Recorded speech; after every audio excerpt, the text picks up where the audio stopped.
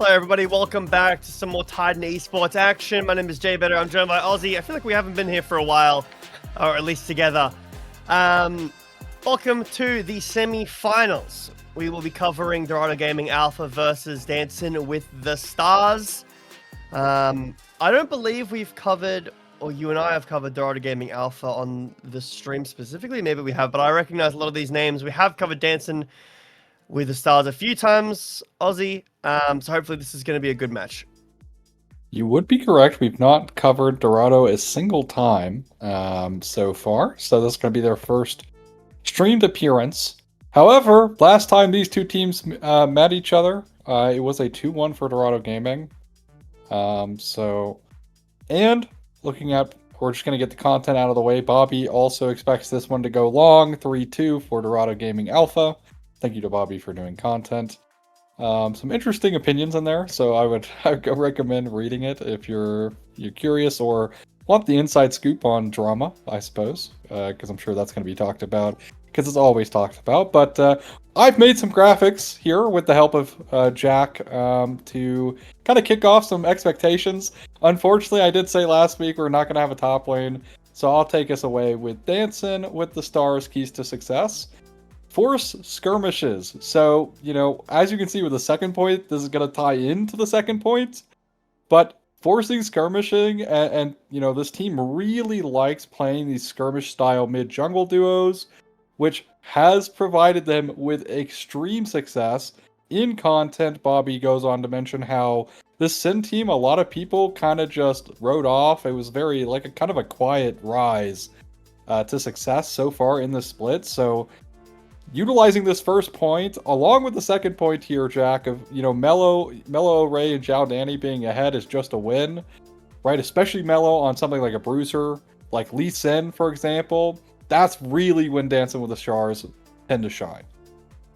LaMelo Ball, but it's LaMelo League. Yeah, and then throw Dorado Gaming Alpha off balance through draft and game tempo. And see how they can do that.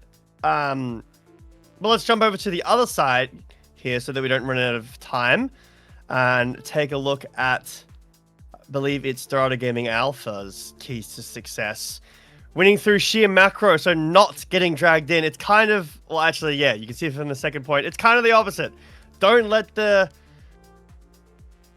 dancers pull you into the dance, all right? Because you're not going to win. Draft standard things, draft a good team comp that's going to allow you to side lane and access macro, and win through a cleaner, a higher brow version of League. Because otherwise you're just going to get dragged into the mud, and you probably won't win in the mud, because that's what Dancing with the Stars wants to do. So we've got some pretty solid game plans between the two teams here. Obviously, it's up to them whether they do it or not. We'll have to see. But also, while we've got a moment here, we've also had a little bit of a patch. Do you want to walk me through anything that you think is interesting towards this patch? Anything that you think we might see differently? Not a huge patch, but still. Lock got nerfed, so that's kind of like the biggest thing. If you've been watching Pro, Kespa Cup, things like that, you know just how formidable this champion is. I had the prediction that this champ is going to be weak unless his numbers were absurd, and newsflash, his numbers were just completely out of the gate, just bonkers. So that is beginning to tap down a little bit. Everything else should be on par for some standard, like, we're kind of still in the same meta. Riot finally has put out a thing that next patch they're going to be addressing Mage's bot, but we're not there yet. So we're still dealing with that. So, yeah, I really think it's a kind of unfortunate having to play on a patch day, or I guess right after a new patch. Unfortunately, we're not on Tournament Realm, so that's kind of out of our control. So if there were any big swings, you'd have to kind of adapt to that mid-season, or even, now in playoffs for your finals. But thankfully, they've managed to avoid that one for at least one more patch, and I think with timing, finals should be able, unless it gets rescheduled to the week after, to avoid any kind of really meta-shaking things. But this patch overall, like you said, was pretty light. So nothing that crazy, in my opinion, to really harp on. I mean, we could just decide to play all the matches on League Classic. That would be pretty out. Hey, true. I'm a big League Classic enjoyer myself. I saw you ripping it up on Katarina the other day. Yeah, it was. It's been fun. It's been fun, you know. Old Katarina, just really fun to perform on because you kind of just spam buttons and win. Like that's a lot of people say that now about Katarina, but there's not as much like necessity of using your brain about where to like throw your daggers, etc. When to pressure W to get your Shunpo reset. Because now you just get a 4-second CD W that just does damage in a circle. So and not a whole lot of needing to do that. But yeah, League Classic is out. That's kind of the most important part of this patch, I guess. Which, yeah, but regardless, we'll be getting into the draft here soon. So we're just stalling like we are. I would never do that. I would never do that. Recently, to keep stream up to date where I am in Naruto, I have seen the Nose of Pain. So that's where we're at. If you're a Naruto fan, that's what's been going on for me. But Jack, any updates? Yeah. You've been gone for a while, man. I got sick. I died. I got resurrected and came back. I feel like for the longest time I just never got sick, and then this year I've had 2 bad ones. Like the one before this, which I don't think I was casting a Titan for, that was like 3 weeks of me just being dead. So at least I'm casting now. I didn't have to take much time off. So I'm glad about that, but yeah, still not happy about it. Yeah. It is it's really funny because when you get introduced to these characters, you're like, "Oh my god, out of nowhere." But to me it's out of nowhere because I'm like I didn't know he was just going to be chilling there like that. But apparently he was. And now we're chilling here in draft finally for game number 1. Dorado Gaming Alpha on the red side, Dancing with the Stars on the blue side. And as you can see, pretty similar results so far in terms of their season. 5-2, doing pretty well for both teams, doing pretty well for themselves. Starting off with some top lane bans, with the Kled and the Gwen. Also the Mbessa following up. I guess that like some of these can be flexes. You know, you could put Gwen and Mbessa into the jungle, but I think for the most part, these picks are going to be staying into the top lane. Cass also something that's pretty flexible. I've been playing a little bit of in the bot lane as well. It's pretty strong. I don't think it's actually that hard.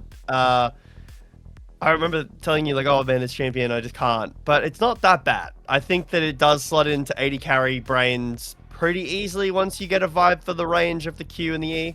I think it's a pretty nice pick.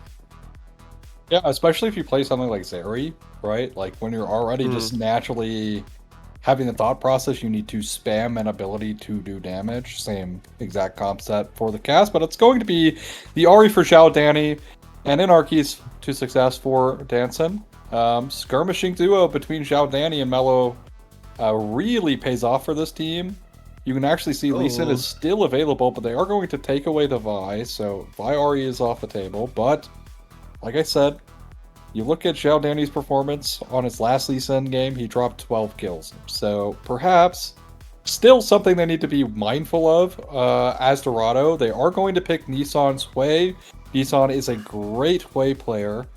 But even still, Xiao Danny is definitely no stranger to not only playing in NACL Open qualifiers, but going incredibly far in them.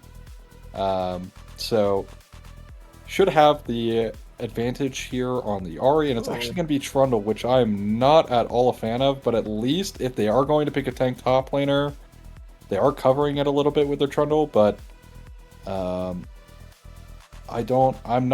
Look, I'm of the opinion that Trundle is honestly not that good unless you're picking it specifically into what you see on the enemy team, because now they're just going to play around that fact and you're not going to get that much value, but we'll see.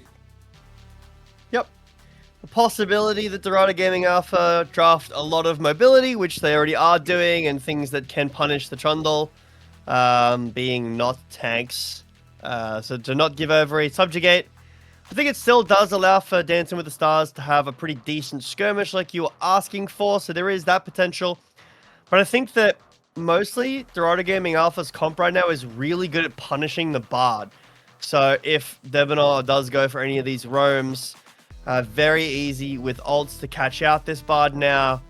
But there's some pretty good skirmishing, like I said, on Dancing with the Stars side. Catching up with bans, a lot of 80 carries, Ezreal, Kai'Sa, Ziggs, and Sivir. And it'll be a Victor ADC or APC locked in here for Dorado Gaming Alpha. Yeah, so it could be either or. I think Quay is a little bit better in terms of being a bot laner. Would get him also away from the Ahri, but I feel like Victor is worse into the Ahri. And the Mundo, I think, is an excellent answer here. I know you kind of were scowling there just a little bit, but I think Mundo is a great answer here. You're looking at a lot of damage in terms, and there's the Yone. So this draft is kind of all over the place. This will be Yone top, though, for sure. So this could, unironically, also be an Animosity Trundle top game and just beat Yone to death, which would be pretty funny. I don't know if that's going to happen, though. I think Animosity is likely to take the Mundo. We've been seeing a lot of like tank Animosity gameplay recently, most of these things like Scion and Ornn, things like that. Of course, still splashing some Kled in, which is why it got banned. Kled one trick. I can't even say a one trick. He's diversified his pools so much at this point that calling him a one trick doesn't feel correct, but in truth, I guess he truly is a one trick because he would slam Kled just about any game if possible. But regardless, Dorado with a very odd comp in our keys for Dorado. Drafting weird is losing, and this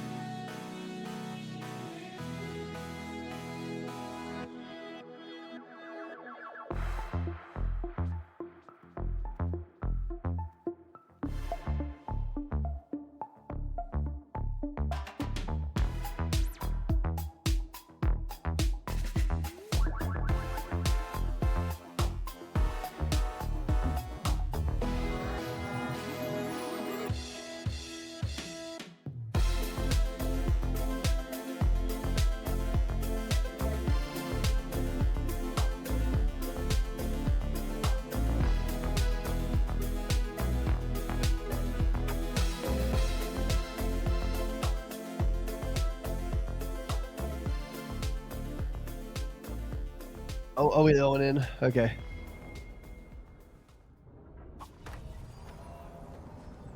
And we're in. Now that, I don't know, it just felt like it took a long time. It didn't. You know, we were just only like 5 minutes, but something tells me we were off air for a while there, Ozzy. I don't know though. Maybe that's just I me. feel like that was a short break, you know? Yeah. Okay. Good. Good. Just a small little short break. For those wondering what was going on, the client was just not working. They were not able to start the game. There were multiple remakes of the lobby, etc., to really no avail. So, look at this Camille start, by the way. Interesting. I got pulled into the Doom Scroll, so that's fun. See how this invade goes. Pretty well so far for Kibo, as that is a lot of damage with Ignite. I mean, he's going to be down a lot of XP, sure, but means that Trundle is going to have a pretty slow time on the clear. Yeah, I mean, see, so the big thing as well is, oh, okay, don't worry, there was There was just a a pause pause, there before. was There was a pause, pause there was before. pause, don't worry, our client's not breaking, but, yeah, the fact that Camille can just do this level 1 anywhere, wherever she wants, as a support, is diabolical. I cannot believe that's still in the game. Well, I don't know how you remove it without removing her from the game. Because she's not getting played in top at all. And yeah, while she's good later on, it's definitely a Pike situation, you know, where she's definitely better in the early game than she is super late, as most damaging supports are. But you never know, she gets enough gold in matches like this, and then she'd be pretty scary. Yeah, see, for Pike, Pike still has the Pike platform. The Camille has the Camille platform, which one of these does better with gold than the other. Very true. So, I'm not gonna lie, like, Riot, I do think needs to really address this issue because, as other people have rightfully talked about, there are nerfs that are going to be coming in next patch to try and alleviate the mage bot issue. I think it's actually just going to make it worse. Like, it's not going to have the intended effect, and I think it's genuinely just going to make things worse. Because part of that is, like, trying to punish some of these roaming supports. Well, Bard, Camille literally don't care that they're behind in XP, so... you're just kind of hurting other supports that could potentially be an answer into this kind of roaming style. So I think, in general, these champs need specific targeted nerfs. At least that's my opinion. So if you disagree, that's chill. But right now, Debonair showing off some support roaming. Yeah, pretty early in the game, but that's not uncommon for what we've seen. In some matches, it's as early as like level 2 is where the roaming starts. A magical journey. It was magical, and it was pretty far too. That's a pretty decent wall to go through, but I don't think had the intended effect. Just an attempt to see if Nissan is ready for it, and he was, so I'll take the base and be able to walk away. Did I mostly get that cannon? I feel like Apex body blocked it. I don't know if that's a -1 or not, but here's an invade coming through as Mello wants to dissuade it. Vault Breaker forward, so USA has a little bit of a harder time getting out here, but Kibo is here. Digital Flash misses the stun. Chardani should be able to get that kill. No, over the wall with the blast cone. Chardani flashes. First blood does go over to the Fox. Charm is nice on the Kibo. The stun from Debonair is good too. That's 2 kills for Dansyn with the stars. And even though Apex is rotated over to try to help his mid laner out, he needs to move away as the Mundo goes where he pleases. Flash and the pillar. Charm is beautiful. And Dancing with the Stars start out with 3. And Animosity now fighting Apex. Pretty close. Okay. Pretty close. Not over yet. But yeah, I mean, at the start, right? Like when we're talking about key points, I know this was a while ago now. But this is what I wanted Dorado not to do. right? They're one of the most consistent Yeah. teams in the league, and you know, so Legacy is He's alright. fine. He's alright. Where's the Flash? That's pretty tough, but that's fine. But yeah, like they're one of the more consistent teams like in the league overall. Like they just play solid league. It can be boring at times, right? But the skirmish heavy style from Sin has been what got them the majority of their wins, right? Like, and then not only that, but this Vi going for an invade against a Trundle, right? Like that is just not the most ideal look, and it goes Yeah, you could say that. disastrously for Dorado there. So you're telling me I shouldn't invade a Trundle as Vi? Yeah, I mean, you can, but if the whole enemy team collapses on you and you're playing Ari, you're playing I'm against blaming my Ari. team. Team Yeah, diff. I GG, agree. running it down. I agree. Hate it. Should have covered my invade. You know, I don't care that you're back Exactly. at Fountain. You should have been there. I don't care what your lane looks like. You drop 3 waves at the tower to cover the invade for me because I wanted the Scuttle Crab slash Wolves, I think was that one, which is kind of crazy to invade. Anyway, Scuttle Crab picked up for Mello. He'll have the upgraded Smite if he wants to start up the Dragon, but didn't do so. So USA JJ2 ends up also getting the upgraded Scuttle Crab. Mello ticks over to level 6. Not the most impactful in terms of ganking potential, but it is pretty good in the 1v1, obviously. So if you were a Vi and you did want to, go for any invades, I would dissuade you from doing so now. But when Vi ticks over to level 6, a lot more skirmishing potential with that cease and desist. Have to see if Kibo can link up with that, maybe put an impact onto this Jin who has no flash. That would be nice. Pretty hard to land onto Shardani with the ult available. Kibo will be spotted on this ward.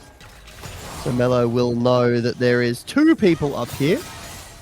Unless Vi was off of vision, actually. Might have been when that wall was getting cleared. But fairly slow game, Aussie. Despite that early invade, these teams pretty happy to just push in these waves, not even going for the dragon early, and just try to generate some advantages through the lanes.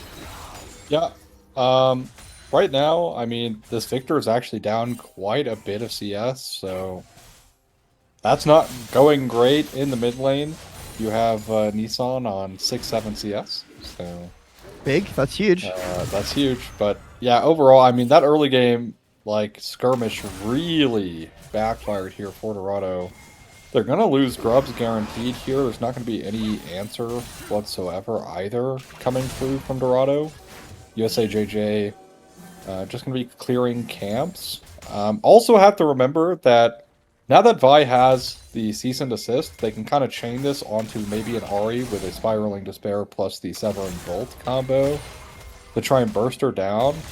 But because Xiao Danny is kind of ahead here, you can actually see he's got the Swifties in inventory, so we'll be able to hold that. We're gonna hold that thought. Look at this, Kibo. Yep, nice fear. Negating more will hit Shardani, but just not enough damage yet. Kibo's combo misses. Apex. And now a big magical journey in the gank. Oh, well played. Onto the top lane. Apex tries with the fate sealed, but his fate was actually sealed by the top dive. And ends up falling down. This is kind of a thing with these Mundo lanes. Obviously, this is a gank, but he's just not behind. And then obviously the kill comes through, and now he's just ahead. Yeah, get some plates as well. So that much more ahead there off of that play. And to really highlight, right, Debonair on the Bard is doing a lot of work here. Has participated in all 4 kills so far in this match. Exactly even with Mello's kill participation. Although this break is going down to a quarter, looking like maybe a soft contest. Maybe. They're going to see Maybe that it's one a smite. too low. Yeah, they're too low. Right. Yeah. No. But really nothing for them to do. They were kind of too slow on that potential. But Honestly, it would have looked pretty good for them if they could at least take the fight out of the Drake. But Mello not in position for that, unfortunately. Legacy also kind of getting chunked down here. A lot of damage. There's a Vi behind as well.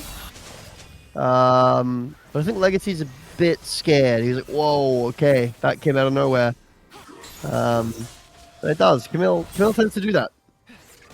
Yeah, Camille also does a lot of damage on her own with Hail of Blades. Like, that Hail of Blades buff has done absurd things for the champion. Yep. So, Apex now, I mean, yes, Apex dying in top lane really, really sucks here for Dorado. But still is going to be able to itemize pretty well into the Mundo. So hopefully, at the very least, that doesn't necessarily mean that top lane's over here for Dorado. But in the bot lane, right, we're looking at CS numbers, and it's still not that great here for the Victor. Gonna go for an invade, potentially. Just sniffing. Just giving it a good sniff. We're not Decided it was a bit stinky. Yeah, I have a feeling Mundo with ult probably not the pristine gank target, dive target that you want it to be, but this one could be. Ult breaker and cease and desist under the tower. CC chain is good. It gets his ult off, however, and barely just couldn't do it now in the mid lane. Mello chasing a low health Nissan underneath the tower. Very easy to dive the way compared to the Mundo. The pillar placed pretty well to put in the slow. But yeah, this Mundo champion, man. I mean, he was CC'd there for so long as well. He actually they just barely didn't do enough damage to actually kill him through the CC, so he got the maximum dosage off, and then he's just half HP, so... And that comes at the cost of Dorado's mid laner here. Nissan, in a 1v3, just tries his best. The wave was cleared as well, like, he actually cleared the wave out. And just gets dove anyway. Severing Bolt is going to miss onto Zhao Danny there. Swifty's helping avoid that, but... Yeah, right now, early game, going towards Sen all the way. It's been some excellent decision-making here from Sen. On top of kind of reading what Dorado are doing and not providing them any kind of answer back, is Nissan might be dead again. Yep, no flash. Not a whole lot he can do as he gets bitten to death by Mello. It's a valiant effort, the walk-away strategy, but it doesn't often work. Nope, definitely not against champions that can slow you, stun you, charm you. Looking onto Ari. Yep, good look here. No. Tempered Fate is nice, and Legacy is here. Shadani has the ult away, and Kibo forced to flash, but he just dies. USA flashes away as well, but a play that Dorado Gaming Alpha starts ends up costing them pretty big. They lose both flashes and Kibo dies. It's only a kill for Bard, but still 7-0 read the kills at about 13.5 minutes in for Sin. Just again, not a great look from Dorado. They try to oversend, and again, the damage is honestly not that high at the moment. But it's Sin's ability to answer. They have read basically every single play Dorado has tried to make in this game. And speaking of Apex, excellent dosages available here for Animosity. He's trying. They are for sure trying, and they do now have enough damage to chew through this Mundo. Although there is the spike that you're waiting for, the triple belt into Warmogs with the extra Giant's belt. Now has the Warmogs passive available. That's pretty scary. Mello, the subjugate out. I don't know if you necessarily win this, my friend. Subjugate is nice, but forced to flash away. I think Apex could have stayed in that play a little bit longer. But definitely don't want to give a kill over to this 4-0 Trundle, so I guess that's respectable. And if we're going to look at anything here for... Oh, no. Well, Nissan... I just put a big amount of water in my mouth. Nissan! Yeah, it's fine. He's dead. All good. Ciao, Danny. Well, he should have known that I was taking a big sip of water. Yeah, true. And sorry, I should say water. Big Water. sip of water. Water. Water. Dragon being started up by Dansyn with the Stars. Pretty good chance for a good soul for the game, at least. Ocean Soul's pretty good with Mundo and the rest of them. It is the Infernal Soul, actually, so very strong. And you're trading with Mundo. It feels good. It's not good, because he's just going to heal up to full after this. So you just took half of your health. Yeah, he's got lifesteal. He's got lifesteal, you know. Yeah, he's got a little bit. He's got a balk. Yeah, Itty bitty balk. don't worry about the fact that Mundo is now climbing up towards half HP, or full HP rather. I mean, if he keeps taking trades before the Warmogs is kicking off, maybe, you know, there's that. And it's back. Yeah. And look top left. Yeah, Mundo's back to 3/4 HP. So, Nice. I don't know if you know, and you said it's like, and it's back. I don't know if you know this. There's this like baseball guy who makes videos, and he always says, "He gone." I don't know if you know the one I'm talking about, but that's what I thought of. I do not know. Well, I probably do, but I haven't watched a baseball video in a while, so I'm slacking. Neither I don't know anything about the game. I don't even really know how you score. Like I know I know, really but easy. A guy makes it to the home plate. That's it. True. That's all it takes. Play ball. I'm kidding. I'm not like that. I like sport. Oh. Let's see. He did indeed tempt fate there. Was it? He did. Sometimes you got to send him out. You know how it is. Wow. All right. Debonair is just kind of everywhere on the board right now. 107. Again, still 100% KP, but no one is answering this Mundo just getting a free bot tower. And Dorado, I mean, I feel like Dorado look incredibly shook in this game. Sin have answered them perfectly all throughout. Now Apex in a 1v2. Yep, a little bit of a banana combo there. The Q goes wide. Apex will die. Devinor getting another kill for himself now in the bot lane. Can Vi and Heidi kill the Mundo before he kills us or walks away? There's the ult getting procced. Cease and desist on top, and there does look to be enough damage as of right now, but it did take quite a while. Top laners both take a stumble, but Zimmer can continue to trade up as they get the tier 1 tower and top lane as well. Yeah, I don't want to say that this game is over earlier than it is, but we're looking at, you know, a 5k gold lead here, 5,500 gold lead even for Syndicate. Their mid game is going to be explosive, right? This gen is going to be able to do a lot of work later, although they are going to find Debonair. Still has the ult. Yeah, nice. He should be dead with the ult here, the ultimatum from Kibo. Pretty good ult at shutting down the Bard and his Bard shenanigans. But again, you can't really get a whole lot from this kill. It does help. It was a shutdown, sure. That's gold. That helps the vibe, but no objectives up. Can't get any of the towers down. So it'll just end up being the kill. Yeah. Hey, a kill's a kill, alright? They will have a pretty good late game here if they can hold on. Doesn't really seem like we're going to get to that point, but we got to get there if we are Dorado Gaming. But for Sen, right, like this gen's going to come online here pretty soon. Has the Stormrazor finish now. Working towards this next crit item. So, I mean, Apex, honestly, despite like the Warmogs kind of healing, he's actually not doing that bad into the Mundo at all. So, let's at least have some control there. They're looking onto Legacy, are not going to find him just yet. They're going to look for mid tower as well. But in the meantime, they're not able to really get anything, not really enough of a wave to try and get the tower. And again, they're just bleeding.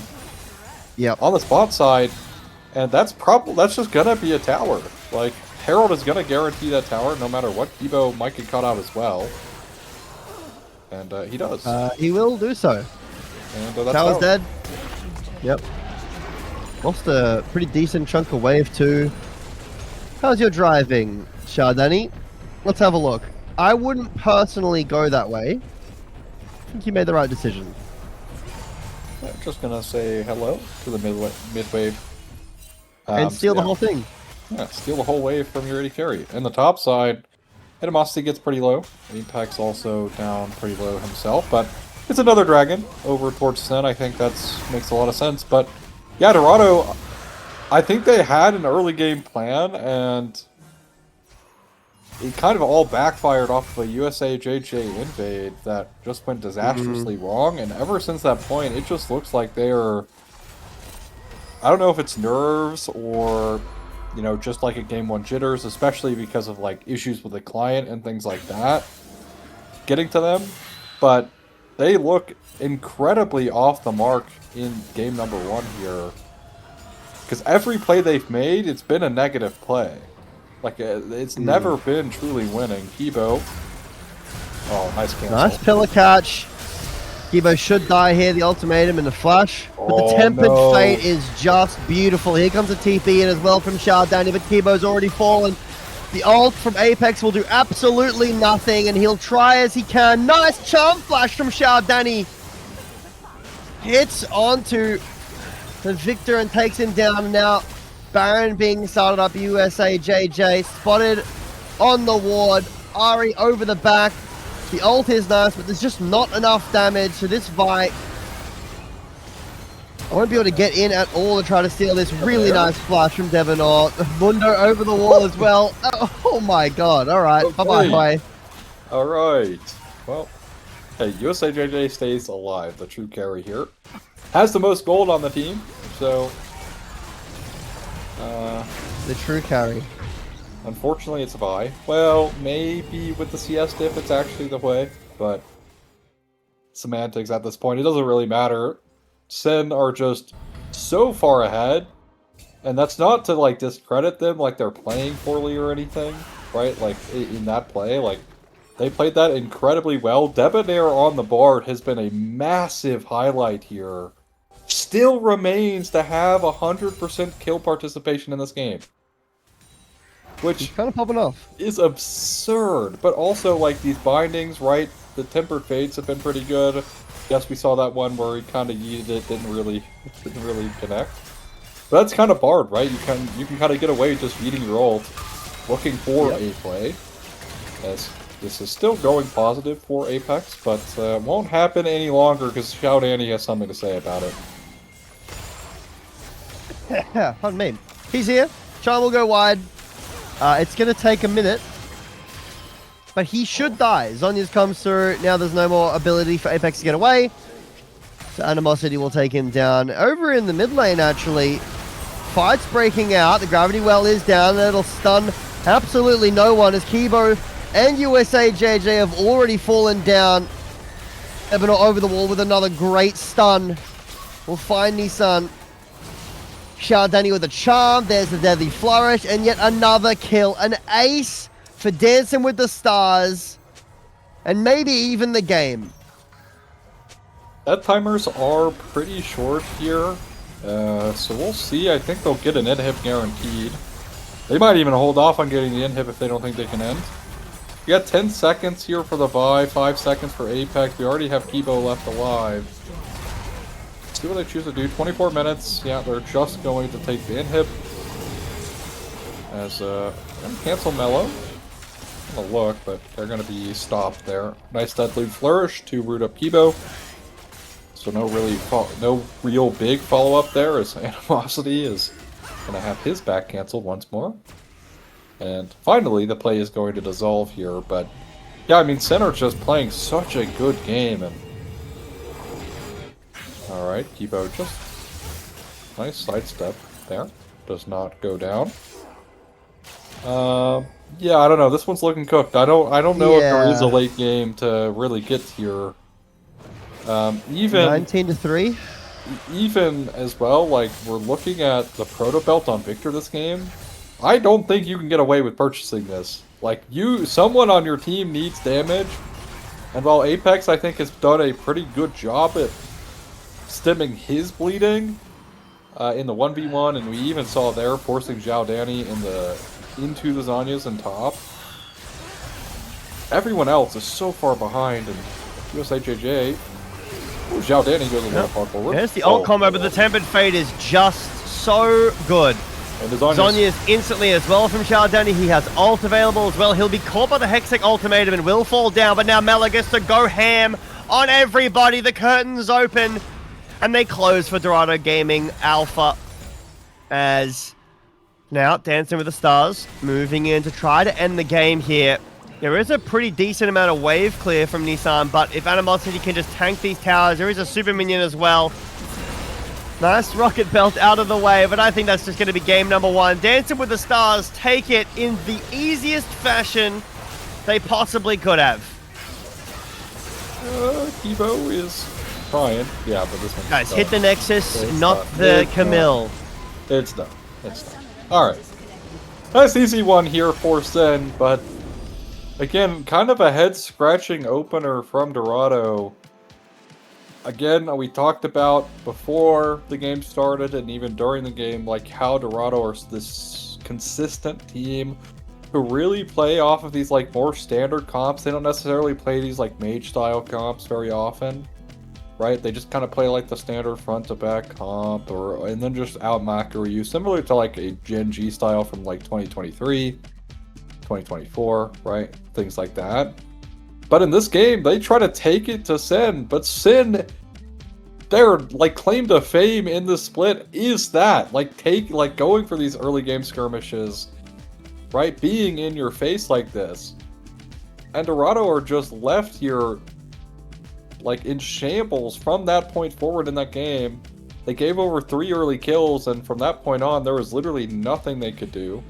Need to point out, Debonair finally did lose 100% KP because of the 1v2 in top lane on Apex, so unfortunately for him, gonna be like 98% or something KP, something like that. Pretty silly numbers here from Debonair on the Bard. Definitely getting game 1 MVP. That was an absurd Bard performance all over the map.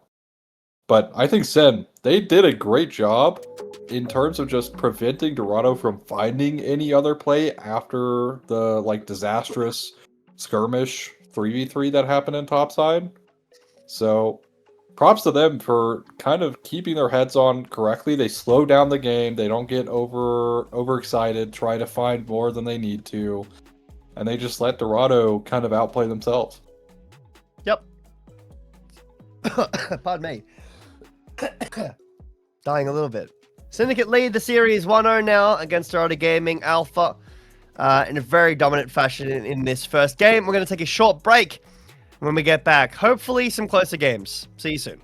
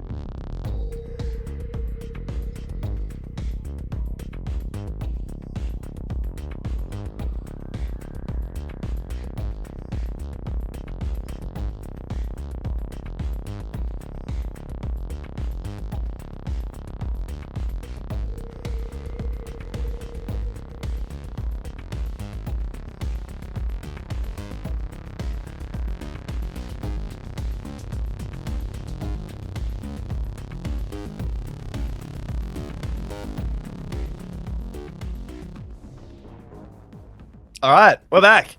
Now it has been an hour and a half, and we are only finished one game. But hey, we're still here. We're still ready to go. Reminder: this is the Titan Immortal Semifinals. Dancing with the Stars up against Dorado Gaming Alpha.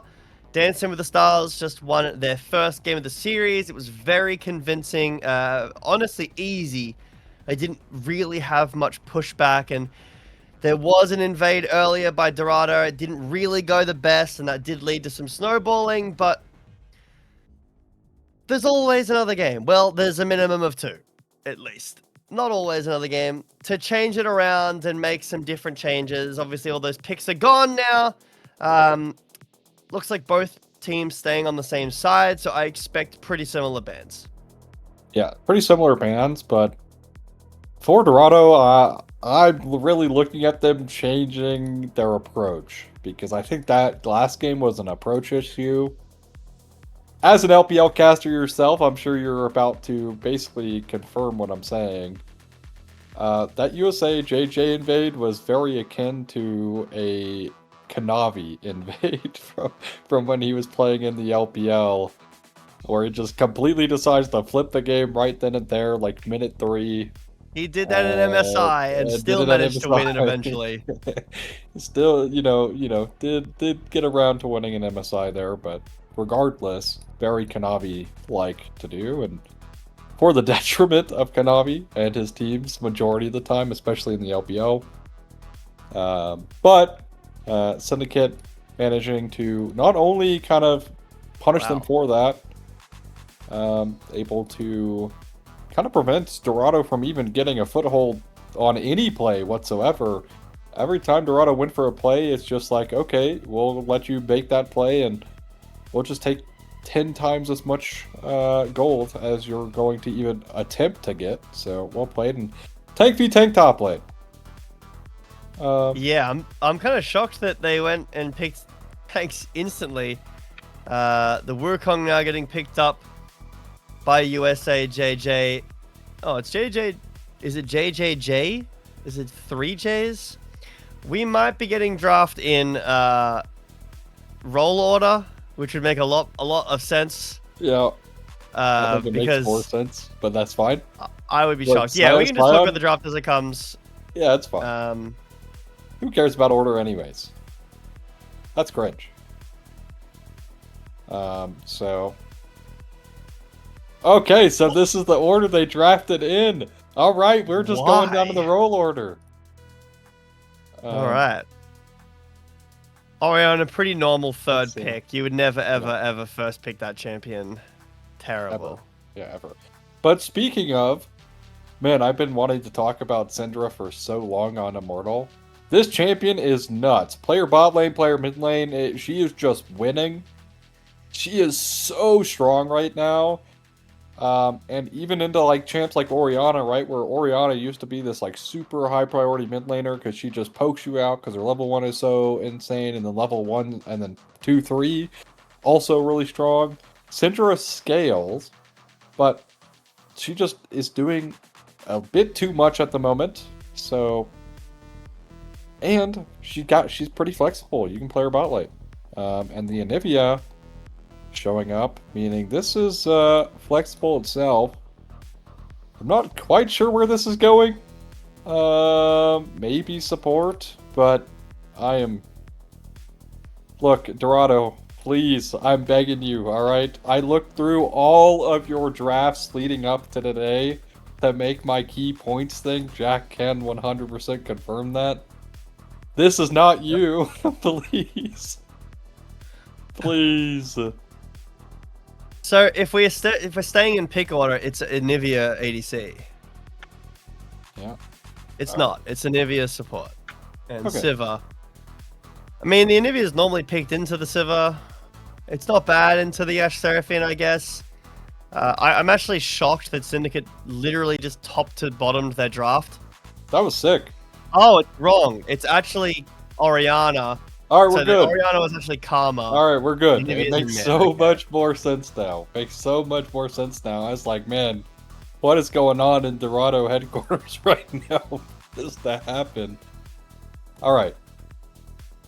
Still not necessarily the happiest about Sivir Karma. Because Ashe just hard bullies Sivir, but Karma should alleviate that quite a lot. And they do have pretty good wave shoves. Of course, you have Karma Q, and you have Sivir, who's no stranger to just deleting waves by herself anyway. So we'll see if it's actually able to outpush double E or Q from Seraphine level 1. If it is going to be Q start. Sometimes you see E start as well, but that's ever not really used in the wave. More so for the poke. So we'll see what the option is here for Syndicate. But now that we have the real drafts here, I mean, I think Syndicate just drafted something really stock standard. Like, you go back right before the mages started taking off, you know, extremely in pro. This is essentially what you would expect, maybe minus the Syndra, for a team comp.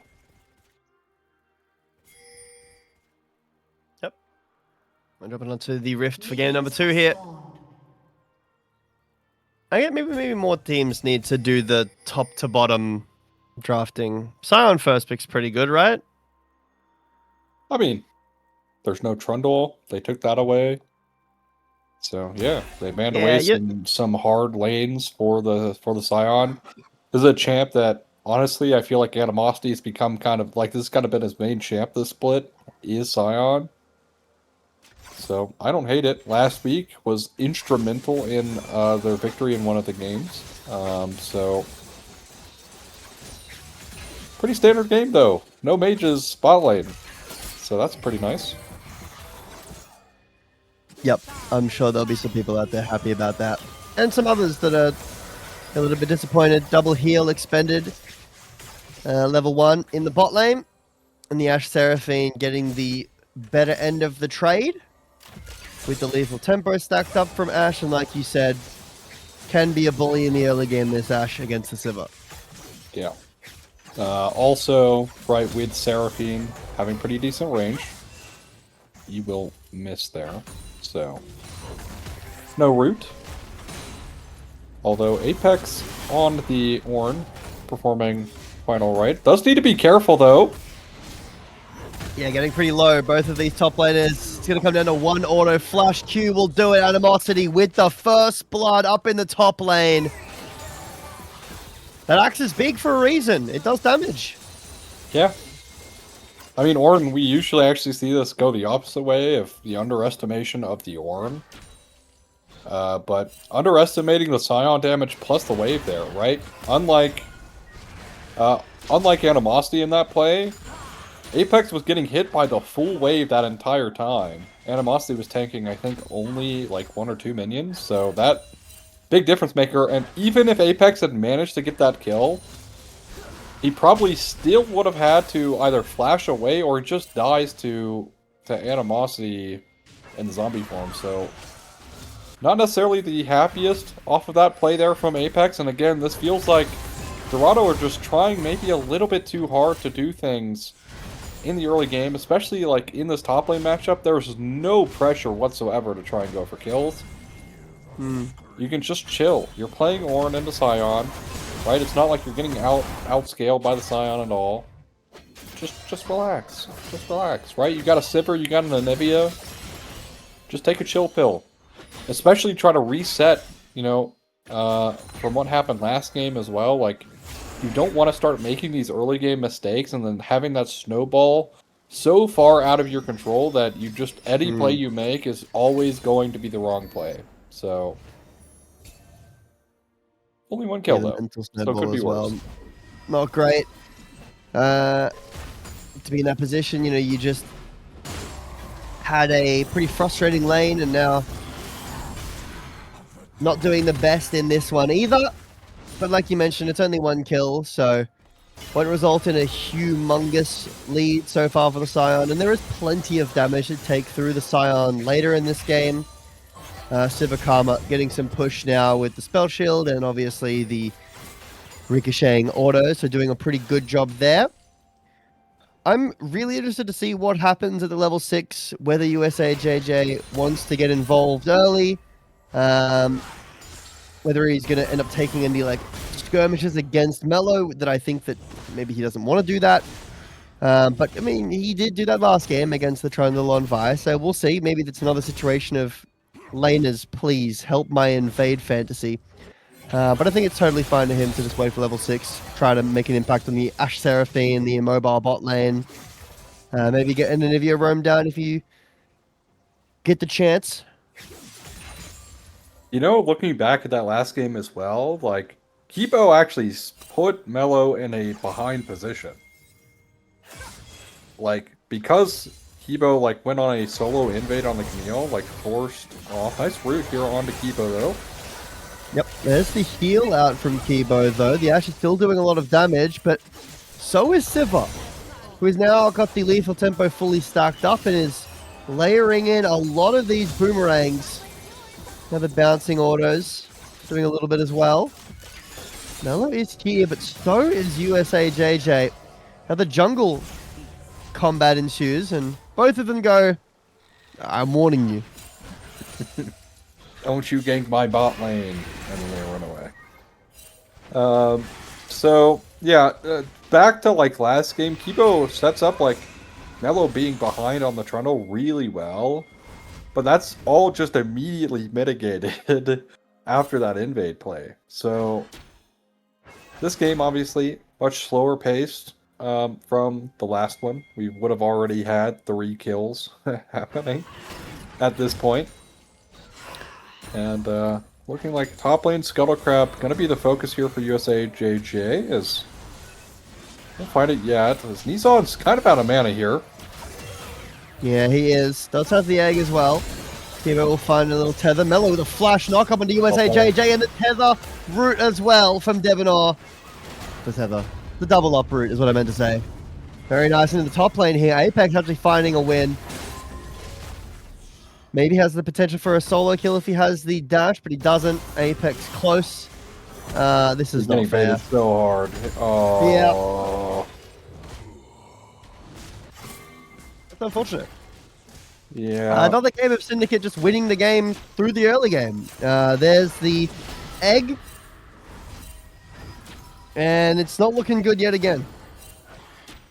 Yeah. So, I don't know if you agree with me on this, but I think the level 6 grab as an objective is so fake.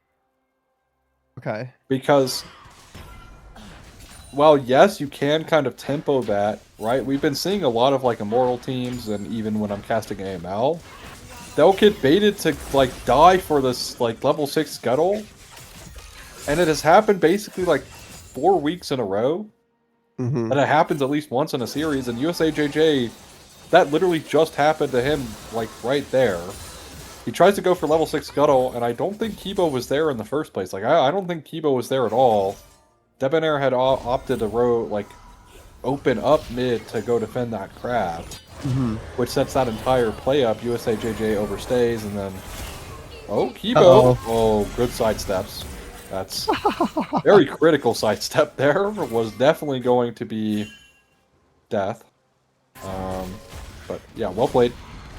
I personally think that you should just dive under tier 1 tower for a Scuttle Crab that a Syndra has pulled away. Yeah, I agree. Honestly, I don't know what I'm talking about. I think that's the perfect play. Definitely didn't. Yeah, I mean, pro players are never wrong, and I saw a pro player do that. Yeah, Tien, bro. Yeah. I didn't say his name. From your region, yeah, from your region, one of your teams that got bounced from MSI incredibly early. My region, apparently. Your region. Your region. So what does that make your region then? Well, I'm not casting anything, so I can stay. Got him. I mean, I think NA is doing better than EU these days. I would say overall performance, yeah. It's not a high bar to clear, but yeah, it's something. Hey, it is something. You know, you take wins when you can get them, because that doesn't happen very often here. Well, we've been getting some wins against the West. The East. Yeah, you know. But see, lost to Vietnam. Every time I'm like trying to like believe, like I'm like, yeah, they're not gonna do anything, and then I start believing, and then they lose heartbreakingly. It's like the KT problem. Yeah. JJ is here. Oh. He's there, but Mello going onto the back line, forced to use the Cyclone to just peel his support away. Has the second charge of the ult. It does go back in. Doesn't even use it as Mello actually going forward. I have no idea what the game plan was there. Nice flush from Shardani. Scout of the week to get a double kill onto the bird with no egg. And a disaster for Dorado in game 2. I mean, that's kind of just been the series. It's disaster after disaster for Dorado in their early games. I mean, I think the idea from USAJJ was to go back in with the second Cyclone onto like that 3-4 stack, but it timed out as he eat in. That's the only thing I can think of that would explain that like kind of thought process. But man, Dorado Gaming are, I mean, they are their own worst enemy right now. They keep making these like weird decisions that are very uncharacteristic of this team, right? Like they play pretty usually they play incredibly like standard, reserved, but we're not seeing that at all. And Sin are just abusing that fact over and over and over again.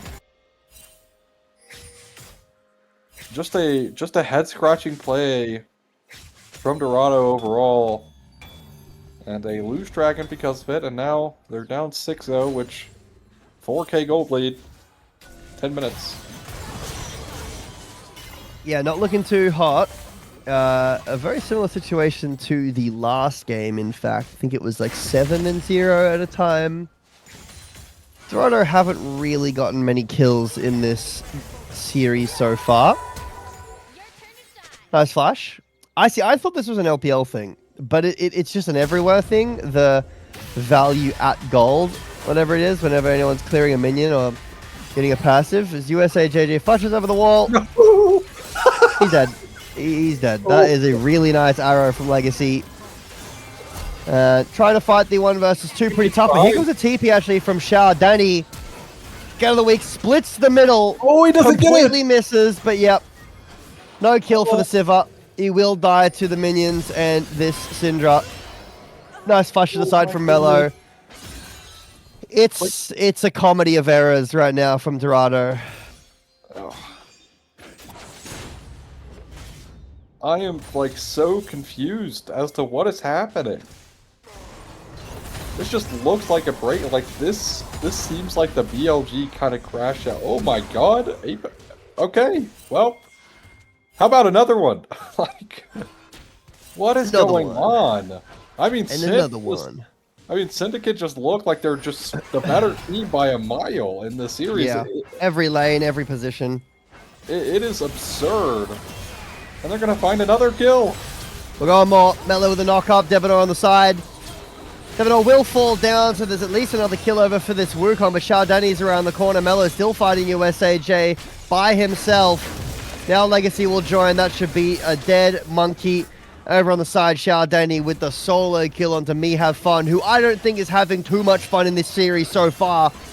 And Syndicate move up to 13-2, a humongous gold lead at only 13 minutes in the game. They were just bodying Dorado. Like, it's not even close. No play that Dorado has made today so far has even been like, oh, you know, if Dorado had just like barely clicked their buttons a little bit better, right, they would have went that. They're just straight up getting bodied by Sen. I don't know what Sen ate for breakfast this morning, but I need some, because this is an absurd performance. And of course, this matchup between these two teams happened a while ago, but it was Dorado favored, was a 2-1, so Kibo is dead again. Yeah, not having a great time. Not as safe on the Karma as he was last game on the Camille. It is kind of snowballing out of proportions. It's becoming to the point where Dorado can't really do anything anymore. Yeah. Very quickly. I mean, I'm like, look, just like last game. Oh, good buffer from Animosity, but maybe... Trying. Animosity pretty low, but still managing to get his health bar. Huge ult, and yeah, there's nothing that Dorado Gaming can do in this game. Kibo will get rooted, runs underneath the tower, but not only is this happening, Ozzy, but on the other side, it's just a free tower. Yeah, he To just himself. dies. Actually, he just dies under tower. How does this happen? Doesn't spell shield it. I think spell shield got eaten by the Q there. I mean, yeah, this is... Yeah. This one is... I'll call it even earlier. This one is over. Like, this game is cooked. Syndra is 5-0, so she's going to delete whoever she wants out of this game, other than maybe the Ornn. And that's getting there too. Yeah, that's... Yeah, that'll happen very soon. The He's got the true damage on W. basically 1v3 at this point. I mean, this is just such a bad position, and Uh-oh. Kibo as well, because Kibo overstays. Probably gets Bye-bye. dead anyways. I don't think if Kibo tries to channel base there it matters. I think Kibo is dead kind of no matter what, but I mean, this is heartbreaking if you're a Dorado fan, but if you're rude for Syndicate, you are like, man, this team is ready for finals. You're laughing. You are laughing right now. They're killing Dorado and you're laughing? They're killing Dorado. They're just killing them. Someone make it stop. It's like an episode we just saw. God, true. True.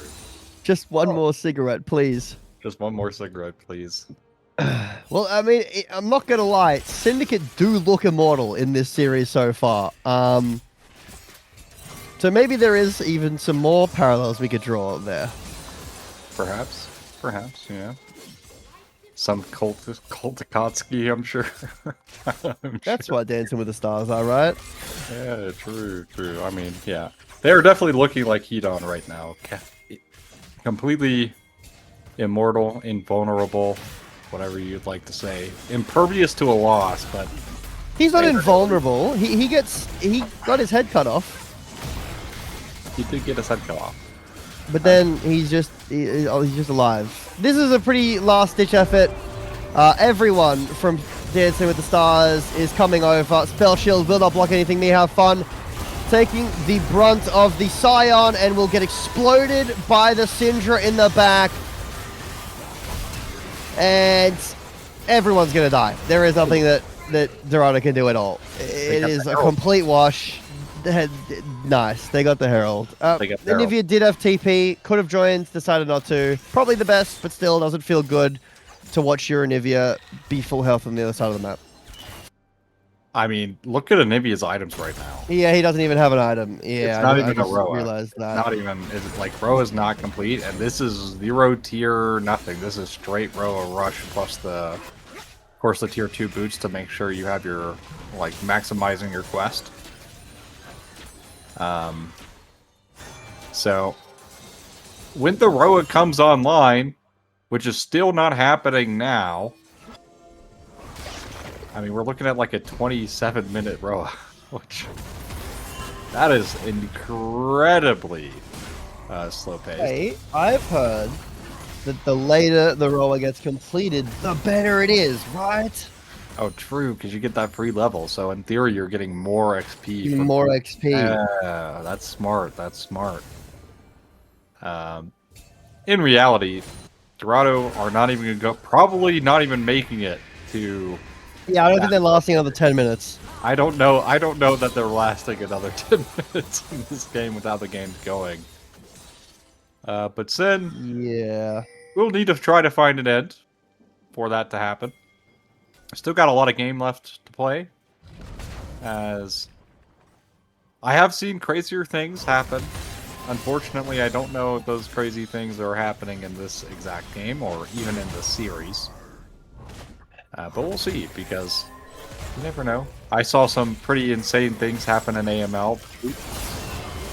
Yeah, okay, alright, producer. Alright, true. Here we I go. will jinx it harder, as here comes the encore, hits 3 in the back. One of them was a clone. Shut down. Mello taken down. Animosity forced a flash over. Devenor also taking Quite a big amount of damage. There's a good amount of gold given over by this shutdown, but Animosity and Legacy, very big problem to deal with. And still, Xiaodani pushing in the top side. Animosity gonna potentially TP out if need be, but instead we'll just wait here and get the wave. It is a big shutdown. I don't know how much it's gonna do for the game state, because they're still with that 10,000 gold down. But it's something. They've got Herald as well. We can maybe Herald a mid tower and fight this dragon. Kappa. Hey, look. If you're counting your wins for Dorado, which have not been very many today, that's their first team fight win of the night. So, honestly, Huge. you take it. You'll take it. 11k down. They find some win, so that's pretty nice. Kibo forced to flash over the wall as the aura from Xiaodani is simply just too much. Which, very fair, by the way, just so we're aware. A very, very fair flash there from Kibo. But yeah, I'm not quite sure what Kibo is supposed to do this game as Karma. You try to get vision, you just die. You can't even walk into your own jungle. You're playing Karma. So, it's not like you have an escape pattern. They're just going to pull us on spawn. Because they can. There will be no contest for this. They're just going to take the free time to farm up and reset here. I feel like being mean. Can Dorado last until the roller gets completed? I think that's the goal for this game that we're at. Well, goes in. USA JJ does not get the steal, although Dancing with the Stars do let them get in. Apex will fall. I think this is like we've got 7 minutes remaining on the timer. I think the Baron is going to end this game, if I'm being honest. But no hope from my color caster. Wow. Yeah, we'll see. We'll see if good spell shield wasn't able to actually tag the winds become lightning. Fun at the very least is having some fun in this game at least. So seems like. For them, their mental's dopamine. Not that. Yeah, at least their mental's not that bad right now, which respectable. Xiaodani has just been constantly split pushing in this game, and it's just continuing to work. There's a dragon up as well. There's the Herald spawn. They're not even gonna use it. Like why go for this Drake? Because it's a Kim deck. Pretty boring soul. Who wants it?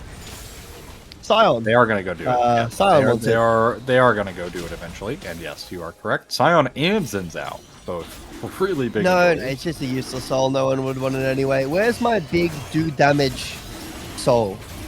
Yeah, true. Where's next deck? Huh? Where's Infernal? I actually only get it if it's Infernal. The others are all useless. Oh, fair enough. Yeah, that's pretty fair. I do that in game too. So if it's not Infernal, or if it's been Infernal, I just don't hit the dragons anymore. I mean, yeah, that's pretty fair. I mean, it's really smart by Dorado to not get the dragons because it's not Infernal actually. Oh, true. I agree. Outside of being this being a bit, don't imagine you take very many dragons at all. I assist. I don't know about that one. I assist in the dragons. I assist in the dragon taking when I have prior. Oh, a support kill. On the Debonair, gets the flash. The encore is really nice though, and USA JJ just disappears from the map. Animosity now in the front line finds a knockup onto Apex, who gets rooted, who gets hit by a Sion to the face. He's stunned. He's trying to get away, but Mello will dash over the wall, and Xiaodani will put him in his place. Apex just can't do anything. He's taken down. And now, Dancing with the Stars. They've only got 20 seconds of Baron left. Will be able to move in. Take down this turret in the mid lane. Go for the inhibitor as well. And they're going to have to kill everybody again if they want to try to end the game. They've also only got 10 more seconds left of Baron. So it looks like they're just going to go for this other tower, maybe the inhibitor as well. Yeah, I think this one is just going to be run away after the inhib, although they are playing around with an idea of a stay, but now they're gonna back away. Might claim Let's just go take any animosity damage. as a prize, perhaps? No. Never mind. Yeah, no. Oh. They couldn't even kill Debonair on a catch, so... They're trying. They're trying. They're looking. I'm not. I don't want to look anymore. Apex trying to maintain himself as a frontliner. Huge gather weak hits 2. Dansyn flashes away. He's got the passive, but he'll still end up falling down. Arrow hits the support. Kibo gets taken down alongside his AD carry. And no Baron, no problem. Dansyn will be the lone remaining piece of chicken. And he gets bitten. Triple kill for Xiao Danny. And another easy game for Dancing with the Stars. Yeah. Pretty easy. And very peasy, as that one locked down by Sin, and our predictions were lemon right about squeezy, Dorado. Oh, for sure. Easily. Easily in that game. Alright, that's good. Squeezy. So, I'm not really sure what's up with Dorado right now, but they need to take this break, and they just need to cool down, because something is drastically going wrong. I don't know if it's a game plan issue or what, but they keep playing into the hands of Sin, right? Like, you're picking these champions that don't really want to skirmish that early, right? And then you're picking them, and then you're trying to play these early game skirmishes. Why? Just chill. Look at your team. You're playing Sivir and Nivea. Relax. It doesn't matter if you don't get the level 6 crap. Just take a chill pill. But, I mean, Nissan has not been performing well. This Anivia play was rough. Yes, only died 2 times, but you look at the damage numbers, less than the Karma in this game, right? Like, that's not what you want from your control mage when half the enemy team is going to be in your range the whole time. Right? Like, that's not what you want to see. So, for Syndicate, though, keep it up. I mean, you're playing exactly to your win conditions. Every key point I said you should do, you've been doing. So, keep it up. Other than, I guess, like, kind of throwing them off in, like, draft. That really hasn't been a thing. But outside of that, they've been playing. Happening on its own. Yeah, it's just kind of happening on its own. So, well played. Yep. Dorado Gaming Alpha struggling a lot in this series so far. Syndicate moved to 2-0. We're going to go to a break for maybe the last time, unless Dorado Gaming Alpha can really turn their gameplay around and have something to say in this series. Remember, Content thinks this series should be close. So Dorado do need to prove that they have what it takes to be in the semis and then to move to the finals as well. We're going to go to a short break, and then when we're back, maybe the last game of the night. We'll see you soon.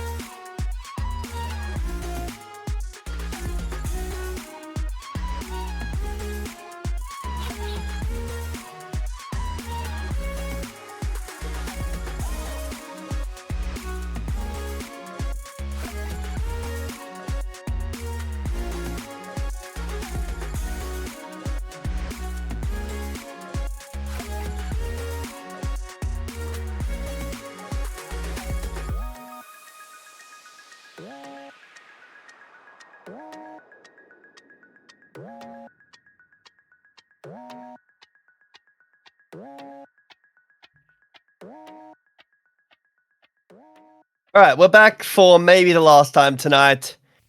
Hopefully, Dorado have had some time to run over their plan and basically not get run over in the first 10 minutes of the game. Is a good way to start this third and potentially final game of the series. Oh.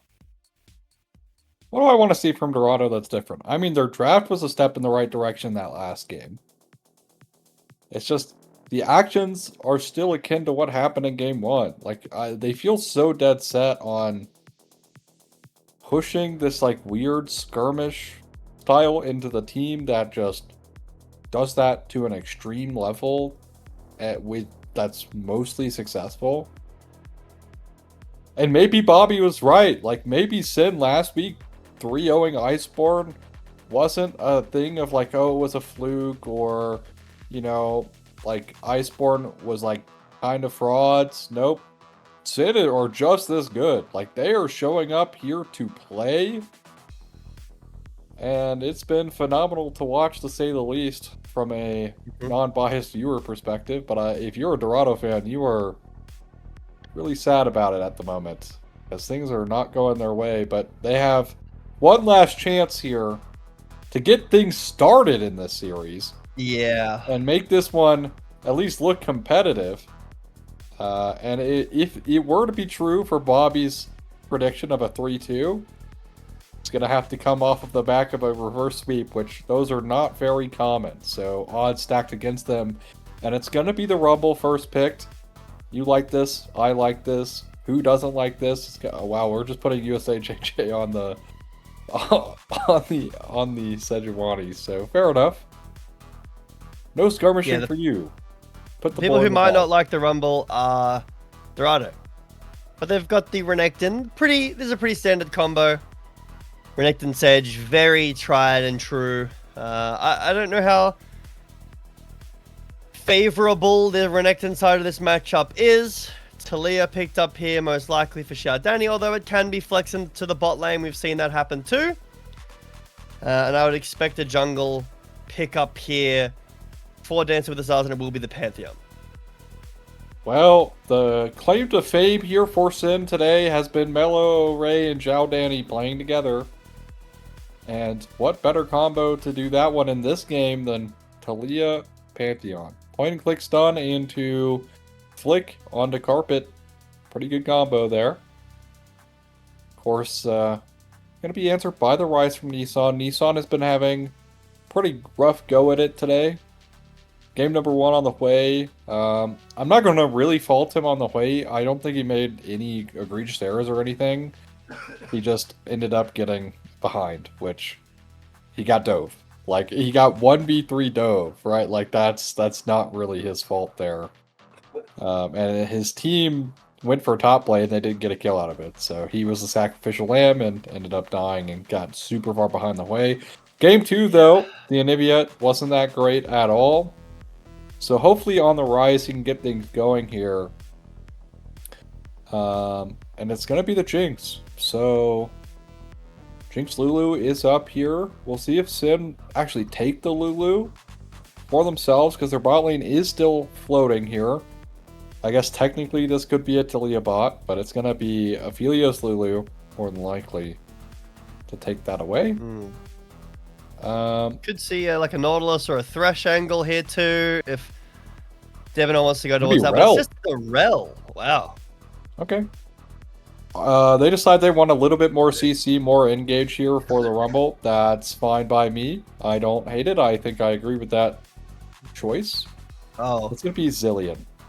So, turn in and back time here. Not as cool as Echo does it. Like Echo's kind of thing is like turn it back time, but you know, like his ult is named Chrono Shift, so he was doing it first. Ooh. And his W kind of like resets his abilities, so he was doing it first in League. But so maybe Echo support next. Who knows? True. Get some. I mean, Dorado need all the time they can get because to figure something out. They do a pretty good early game combo of the Renekton Sejuani. That's pretty strong. And into the mid game too. Hopefully you can have the Ryze roam to assist the side lanes.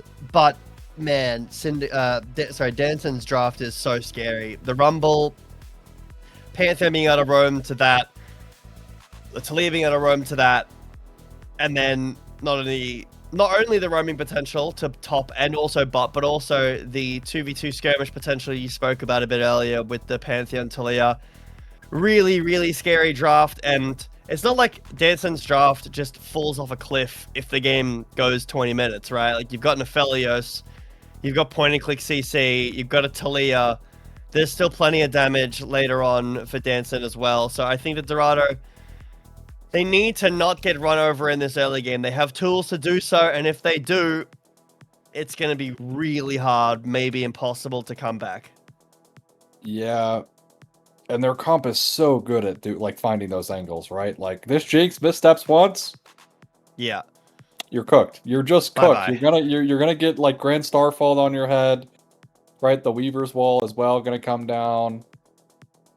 And something like, I think Zilly is an insane champion right now, but in this specific game, it doesn't really prevent the enemy team from doing anything. Like, they're gonna be able to do whatever they want, even though this was picked. So, there's a lot riding on something like the Zilean pick, but let's hope it works out here for Dorado, because their time is running thin. Yeah. Not looking super good in this series. You're gonna have to bounce back in historic fashion and get a reverse sweep if they want to head to finals as we jump onto the Rift for the third and maybe final time tonight. Nothing super crazy going on in terms of starts so far. No support shenanigans. Little bit of warding going on, but even then, nothing too crazy. Well, you know, we'll see if there's some poke coming through here, at least from the annoying Zilean champ. But for now, He's trying to be a nice guy. He's trying. yeah, we're just chilling. And the Electro Harpoon start here for Animosity already gets some poke onto Apex. Not necessarily what you want to see, because you actually want Renekton to try and get an HP advantage early in the lane. Now, having Q will at least help him maintain some of his HP, but it's double ignite here for the top lane. And so far, Animosity has kind of had the better end of the top lane 1v1. He has, indeed. It hasn't even been that close, so keep your eyes on how the matchup goes in the top lane.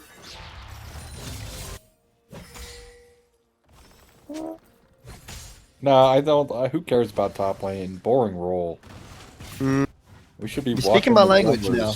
Yeah, we should be watching the junglers pool clear. Who are pathing opposite sides. Yeah, So and they also won't look at interact. this. Speaking of, this is actually going to be throwing some tempo off, because look at this pathing choice from Mello. Yep. They do see Mello, though. Devinor flashes forward. Doesn't really get a whole lot done. Namelo's going behind, however. He's still off of vision. I believe he wasn't seen. Maybe he was. USAJ is walking to look to get invade. Mello does a lot of damage to Kibo. Misses the Q spear there. And actually will just be going down a ton of camps. Well, kind of overstayed his welcome a little bit there. But also, I think if Debonair used the heal, I think would have been enough move speed to get in range for Kibo. Yeah. And then you just flash with the Pantheon. But yeah, that doesn't really do all too much. But failed gank attempt from Sen. So for Dorado, hey, that's an early game win. That's probably their first and only one so far. Unless you want to consider like Kibo's like slowing down the Trundle. Speaking of Kibo, oh my god. That is pretty low on the time guy. But hey, maybe he calced that. Maybe it was all part of his plan.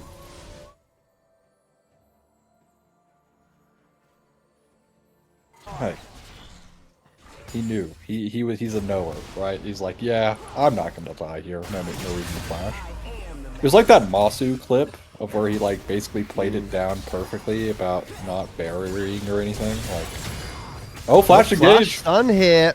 That's dead. He's just dead. Yep, he's dead. The ignite kills him. All right. All right. Now, a winning lane. We're on the board. We're on the board. We have a CS lead and a gold lead and a kill lead. That is crazy. Well played by Apex. Find that all-in angle. Xiaodani's going to get slowed, but Kibo is going to get stunned and pushed underneath the tower and just die. Now, there is another kill here. Traded back, so Nissan going to do pretty well in that, and there was a Sejuani hovering on the backside. But hey, Dorado are finding wins. And if we're being honest here, a kill for Rise, in my opinion, is worth more than a kill on Talia, so... Overall, Dorado having a much better early game so far in the series. His Legacy just going to trade a little bit here. Going to burn off the Severum. As Apex does use the double slice and dice there to get in range, so it doesn't really have too much follow-up capacity beyond that. Kibo also comes back and says hi. He's back again. Oh my god. Nice little double bomb there will find the stun. Oh, he's Nissan alive! Oh, he lives. The bone plating just lasted long enough. I must have just come off cooldown too because Nissan was getting comboed. Pretty unlucky there by, for Xiaodani. But some really good roams from Kibo in the mid lane are finding wins. Yeah, I mean, utilizing the point and click slow, paying off there, and yeah, really well played by Dorado. This is like the tempered aggression that they, I think, have been trying to achieve to really little success. Apex gonna look, and it's probably gonna dash away. Yeah, we'll do so for the second charge there.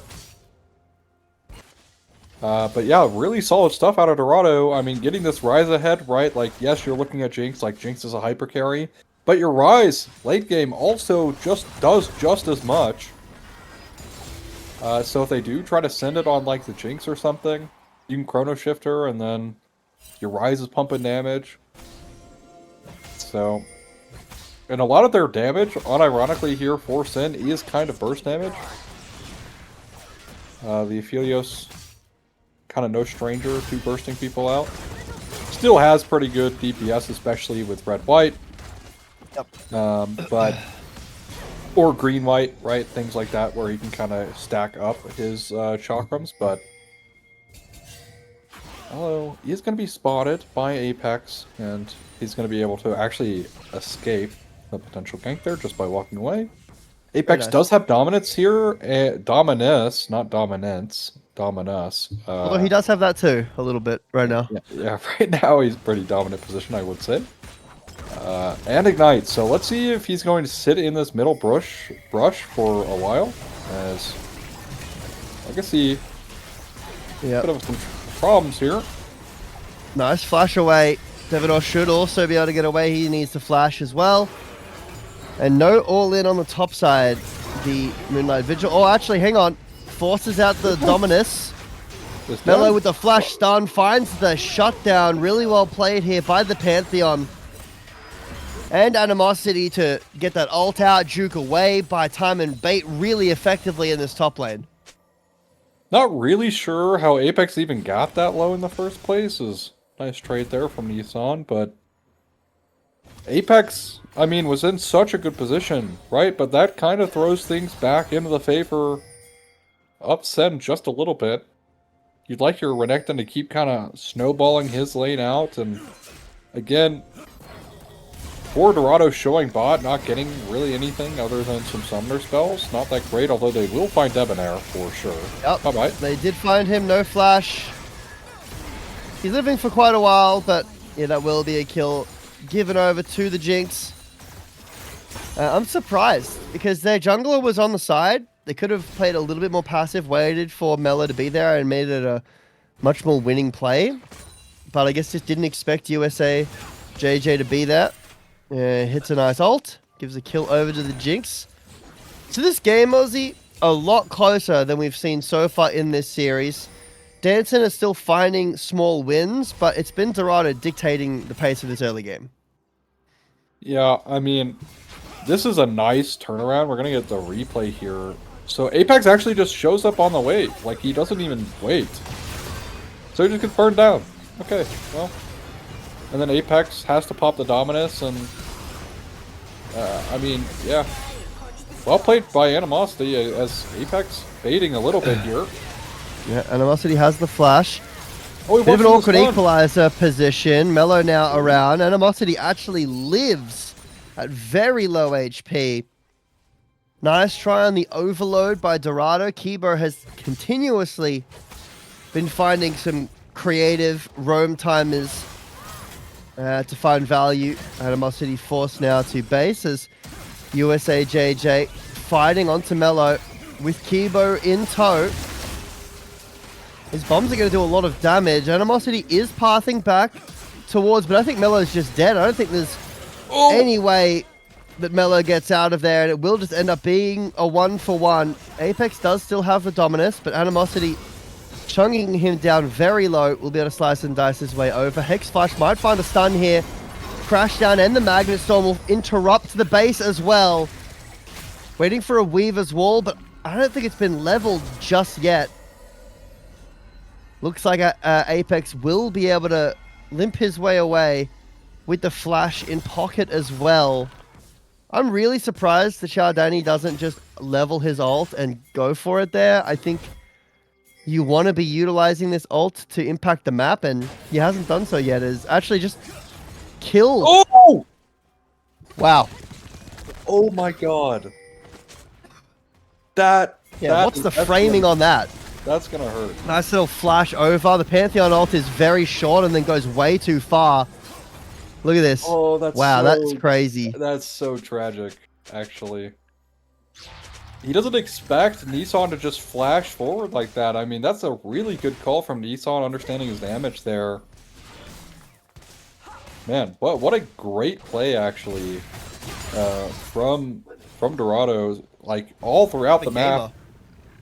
Nissan there, yeah, waking up, right? In crunch time, waking up. So, at the very least, we are getting a competitive game, if nothing else happens in this series, and Dorado end up losing this game somehow. At least this one was competitive, so they're going out on, you know what, guys, we gave it our all here in this last game. So, props to them for waking up when it matters.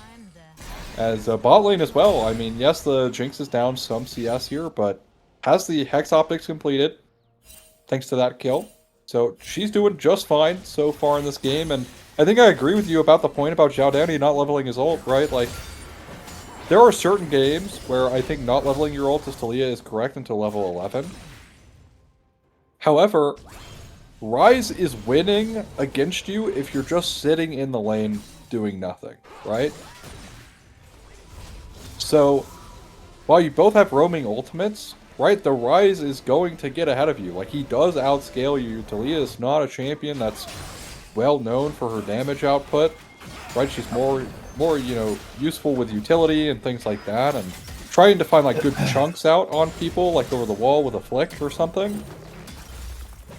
But the Rise, right, like, he's going to do so much damage later, so if you're just sitting in lane like this, you are going to get, like, you are going to fall behind a little bit, and you're kind of removing yourself from being able to have impact from the map, and otherwise you could, right? Like, we talked about the strength of the Talia Pantheon being able to roam together. Skibo caught out right now. Yep.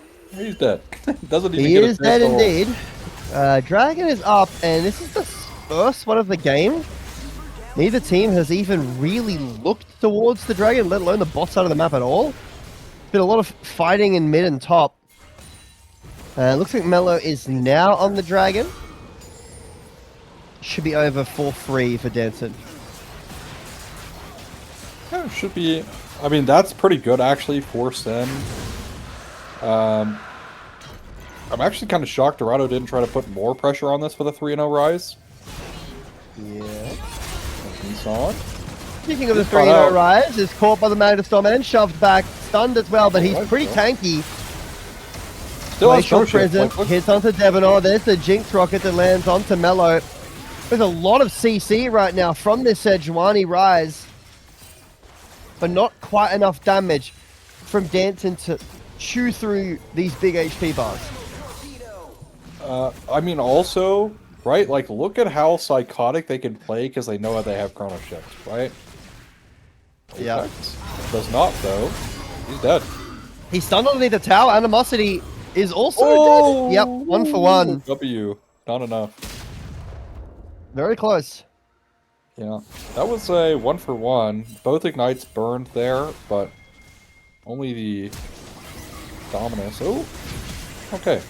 Legacy cleansed and flashes away. I mean, Now Chrono Shift stun still out available. onto Nissan, but yeah, this Rise is very tanky. Like you Oh, said, the Chrono Shift available, but it just Evo? decides not to use it. Didn't Okay, want I think it he anyway. ran out of range by accident. Which Maybe. would be really funny if that was true. Debonair should not be going down. This Jinx doesn't do a whole lot of damage right now, so not that scared for this. Might get caught out here, though. Oh, W does miss. Yeah, Devenor should be dead.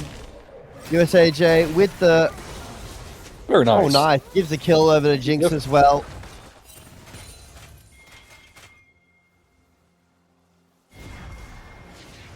All right, well. I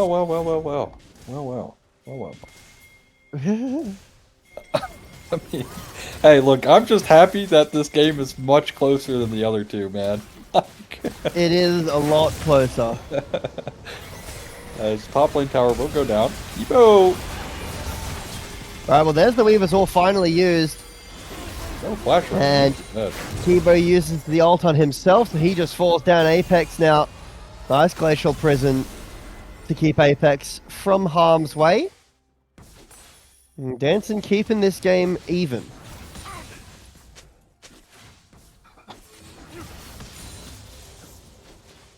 Alright, well, nice roam there as well from Zhao Danny. We were kind of critical, but level 11 goes use that top lane, so they do find some kill out of it. In the meantime, though, Nissan getting a tower, so support for, I mean, a tower trade. Nissan is kind of scared right now to walk forward. One more auto attack would have done it, as Apex is really struggling. Doesn't have flash, yeah. He just got flashback, so dies to that last Q, and man, Apex kind of mismanaging himself a little bit in this game. Especially because, like, that top lane play where he was waiting in the bush, I thought that was going to be an excellent, like, you kill Animosity on the wave, you just wait in the bush, but from that point on, the Crocodile's not been looking too hot.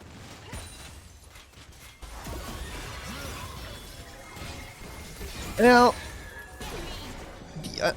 how common is it to eat alligator in Florida? Like, is it a real common thing?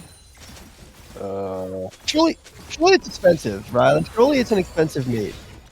So I've never had it, okay, but I do know people who. What? But have you're it. American. I am American. I'm getting around, okay? I haven't had it, all right? We know how picky I am with food. Yeah, you are. Okay. But I do know people who have had it. Can't really tell you what it tastes like because they never really talk to me, but Surely chicken. Apparently it's good enough, so people do eat it. That is a thing, although I don't necessarily know like what the laws and stuff are for like hunting it? Like hunting / eating, because they're not. So obviously, I don't know if you know this, but like in Florida, there are a bunch of snake species which are invasive. So like there are genuine bounties for like killing like snakes. The most American thing I've ever heard in my life. And funnily enough, some of those things came from your locale, but. No, we don't have dangerous animals. Did you know that we have crocodiles, and they're much more aggressive than alligators in Florida are? True. That's true. That is true. A funny story for me. So I grew up in Mississippi, and there was this bridge, and I would sometimes walk home from school. But one of the alligators, like that, because I was literally like right on the bayou. There was this bridge basically was like the home of an alligator, so we had to be like really careful walking like on the bridge. Had to be very very vigilant about paying like one of attention to the those surroundings. Troll under the bridge things, but it's actually an alligator under the bridge. Oh, X-Smithied that one a little bit. Yep. Still a good amount of slows. See if we can get a kill onto USAJJ, or maybe over in the mid lane too. Looks like something's going on, but Equalizer goes down. Won't result in a whole lot. Yeah, looks like over in the mid lane, the ult was used, and Jinx died anyway. Now up to the skirmish here. Just over complete air. Legacy in the middle of nowhere, taken down. Now Devanor as well. Don't really know what was going on there as the dragon was already taken. This is aggressive. Realm Warp in. Nissan forced to flash away. It's a 3v3 with Dorado on the chase. Mello taking a lot of damage from this rise. Apex stunned down. Nice splash from Nissan, but Apex flashes to chase. Animosity now taking a lot lot of damage from this rise. 21. It is a 4 for 5. Everyone but Xiaodani dies. And not a single objective is up to take. No towers. It is just for the love of the game. Oh my goodness, they're just fist fighting. Alright, we're back to some Immortal gameplay, man. It took forever. Because it's so one-sided for so long, but... Nissan, I think, could have maybe played that a little bit better, and that was the difference maker there. Having a burn flash, because he kind of just, like, ults himself in the smack dab middle of everyone. So...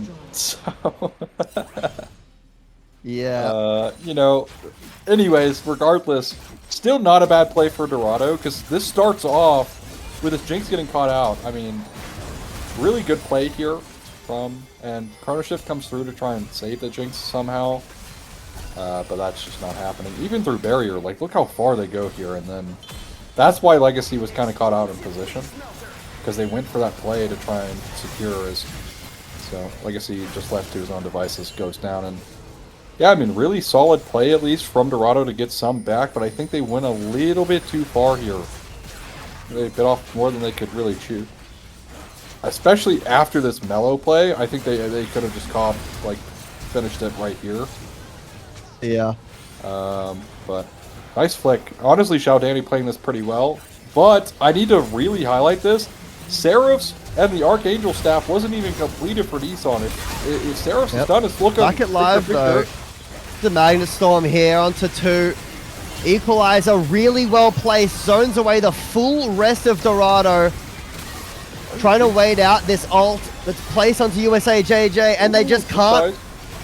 Jinx gets a reset, but does end up dying, and now the cavalry has arrived. It's a 2 versus 2 here around the red buff, and the red buff is joining the party too, red-white. So Legacy can do a lot of damage. Animosity bomb plants to the other side, but that just leaves Legacy all by himself to get eaten up by the crocodile. How does that taste, he says, after hearing our conversation before. Now Animosity kind of stuck here, going for Kibo, who doesn't have flash, able to take down this wizard pretty easily. These fights are just nuts, and they're not really for any real reason either, but it's a 4 for 4. It's chaotic. It's chaotic, alright? Okay, so let's try to break this one down. I think they were fighting over the red buff. Like, I'm sure that's what that was for. But again, unfortunately this Jinx kind of gets picked off by Zhao Danny. Zhao Danny playing a pretty solid game here. He's actually up in items now on the rise. Because again, CS department here for him has been quite strong. We're going to get a replay here. It looked like, so it is just going to be this like weird skirmish for the red buff. And it's a nice engage from Debonair, but look at how low Nissan already is, by the way. And then they're zoned off by a great equalizer from Animosity. Credit where credit is due. The Chrono Shift comes in a little bit too early. Doesn't get the revive though, which is the important part, but Nissan takes too much damage, and I think this Blast Cone gets popped by... I don't know, I think Legacy accidentally pops it with the Severum. I don't know if Severum has plans, but... Anyways, Animosity able to get that Nice kill. little cleanup kill at the end. Yep, And, back in live. There was a kill onto Animosity and taking down the tower as well, but Dansyn ended up getting the dragon. Only 3 dragons taken, 2 to 1 in 24 minutes, so this game still has a long way to go. Dead even as well at 24 minutes, dead even on the kills as well. Pretty crazy place to be in the game right now. A lot of these fights going even or +1 in favor of whichever team wins it. And because of that, the game has maintained this kind of neck and neck pace the entire time. Well, Jinx. We haven't seen the big Jinx pop-off moment off of a reset, right? Zhao Danny prevented that one in that last fight, plus the equalizer. But I do worry here for Sin. All it takes is that one is Kibo. We're gonna look. There's a dash forward by USA JJ. Magnet Storm onto the 2 frontliners as Apex flashes into the back line. Equalizer down onto the front line, but Melo's already been taken down. The reset as well. That'll be a double kill here for Dorado as they try to move forward more and take down the tower. There's just too much on this front line right now, Ozzy. They can't win these 5v5 skirmishes. Well, they couldn't win that one at least. Oh, actually, Shardani wasn't even there. He's in the top side pushing again with this split push style. Here comes the Jinx rocket. Try to clear out the wave, but it won't hit Shardani, so it won't kill the wave. They are losing Baron. Apex will base to deal with the split pushing Talia, but I think they're pretty happy with this Baron pickup.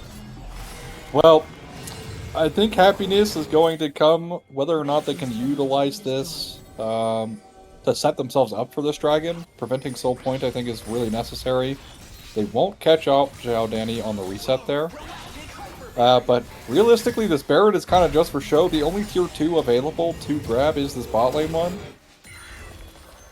Unless they're like going to find this fight, which honestly fights have been breaking out randomly anyway, so that is completely like relevant, I guess, to the discussion.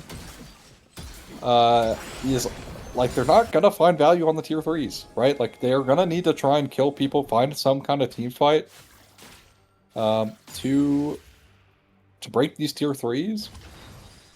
They are gonna see Debonair here, so maybe even catch out Debonair, but Blast Cones are here. Yep. Look at this move Disengage speed. cone.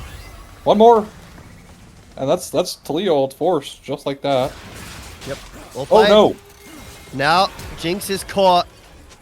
There's the flash out. That's a very important cooldown that's been used, but Mello might be in the wrong place. Needs to flash away from that bomb to prevent the stun, but Apex is still moving forward. Mello struggling to get away, but he will do so. Actually, W's back in, uses the E for a shield, but that's just going to be a kill. A reset given over to Jinx, who can now lay into this tower. Big mistake by Mello and completely unforced.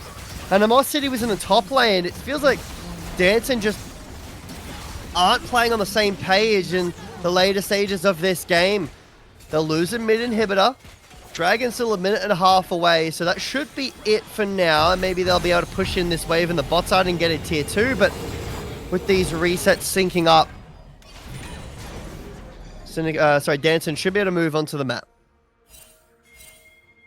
All right. Well, good pick there, and oh, this is not the spot they necessarily want to be in. This is kind of scary here. But with the move speed from Zillion, they just get to run away.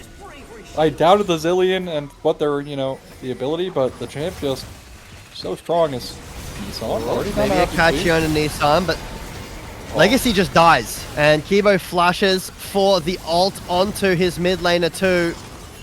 And when this Aphelios is dead, there's just not enough damage. There's nothing you can do when your hypercarry ADC just gets one shot like that. Legacy hasn't really been able to do a whole lot in this game. Nice little base cancel here by USA JJ. 30 seconds until this dragon. It's only the second one for Dorado, so I assume Dansyn are probably going to give it. But they're really struggling to find fight wins in this game now. Yeah. Kind of back-to-back-to-back miserable fights there for Sen. Jinx gets ever farther ahead. And honestly, I was kind of like not all that convinced they'd be able to break the high ground there with the tier 3, but they get that one done. And now, yeah, the smart choice is to just give this dragon. It is so meaningless. We probably are ending this game without a soul even being in question. So this is just some stats for them to pick up. But my concern for Sen is not the Jinx, it's the Rise. This Rise is so tanky. Like, he's just standing in the middle of 5 people, eating everything, and then still has the ability to get chrono shifted as well. So hopefully Sen are going to be able to find an answer. I mean, this quietly Legacy has been getting strong in the background as well, so that is something going for them. Yep, but it is a lot easier for Dorado to get that first pick, and at this point in the game, that's kind of all they need, right? Just that reset for Jinx, and then she'll start taking over the game. All these team fights, at least. Like you mentioned, Legacy is getting pretty strong. Let's see, does Me Have Fun, who is definitely having fun in this game, have his LDR complete? Yes, he does. That's 4 items strong. Legacy, probably a little bit far away from what I assume is a Phantom Dancer. Maybe a couple of hundred. And when that's done, maybe, but even then, it's so hard for Dansyn to find these kills because of, like you said, how tanky this team comp is in the front line. And then they've just got an extra life, a free life. And with a front-to-back comp, you spend so much trying to get that first target. Well, they just come back to life. So, not really having the best time here if you're Dansyn. Yeah, I certainly tend to agree with you. You're dying in the background. They're going to go on an Apex, though. Yep. Gravity Storm FGA was used, and like you said, but they won't even be able to chew through that. So much healing coming from this Renekton, and they try to find a pick, and it all just falls apart. There's just not enough damage when Animosity and mostly Legacy aren't there. Oh, flash burst out, and look at the TP. Yep. Now Nissan moving forward, but this Aphelios does do a lot of damage now with these items. Health bar's getting low on Dorado, but it is still a 5 versus 2. Aphelios going to need to desperately heal up, and he'll only get a little bit. Apex still has the GA available, and Legacy just explodes. Animosity the same. Devanor is back, but he can't do anything. And with these resets, that should be the game over to Dorado. They will not go quietly out into the night and at least make this series somewhat competitive. All right, they get it done. Dorado, wake up. When the lights shine their brightest. And for them, their game most necessary to pick up here to keep themselves in playoffs and moving on towards finals. It's a great play across the board by everyone. Everyone just looked so much better in this game than they did in the previous two. I mean, there are a couple complaints, right? Like Apex kind of getting a little shaky there on his lead, right? Kind of throwing it, kind of giving Sin some angles, right? To punish out. Me have fun. Also known as Nashty. Nashty, by the way. I just decided to name change. Nashty kind of getting caught out a little bit. Because not really respecting where the Zillion was. But this is a good turnaround performance from Dorado. And this was my expectation. Like, this is like Dorado, they're more reserved. They're making smart decisions, right? And that's how they win the game. They make smart decisions instead of these like weird, we're going to flip the game kind of decisions, right? Which is something Sin does quite a bit, and it works out for them a lot because they're really good at that style. I think specifically in this game, though, the thing that got Sin kind of behind is this Talia Pantheon didn't connect to do anything. There was no connection between Melo and Zhao Danny, and that's a big way that this team wins. Getting Melo ahead, getting Zhao Danny ahead, both of them working in tandem together to, make these like game-winning plays together. That didn't happen at all, and they're playing two champs that synergize incredibly well with one another. Still got plenty of game though. They've showed off really dominant games already. So who's to say that this one was just a fluke? Dorado got a little bit of footing, and in reality, they're climbing up a very slippery slope and fall to their demise in this next game. But just to do as a little haha funny, we got a best of 3 on our hands now.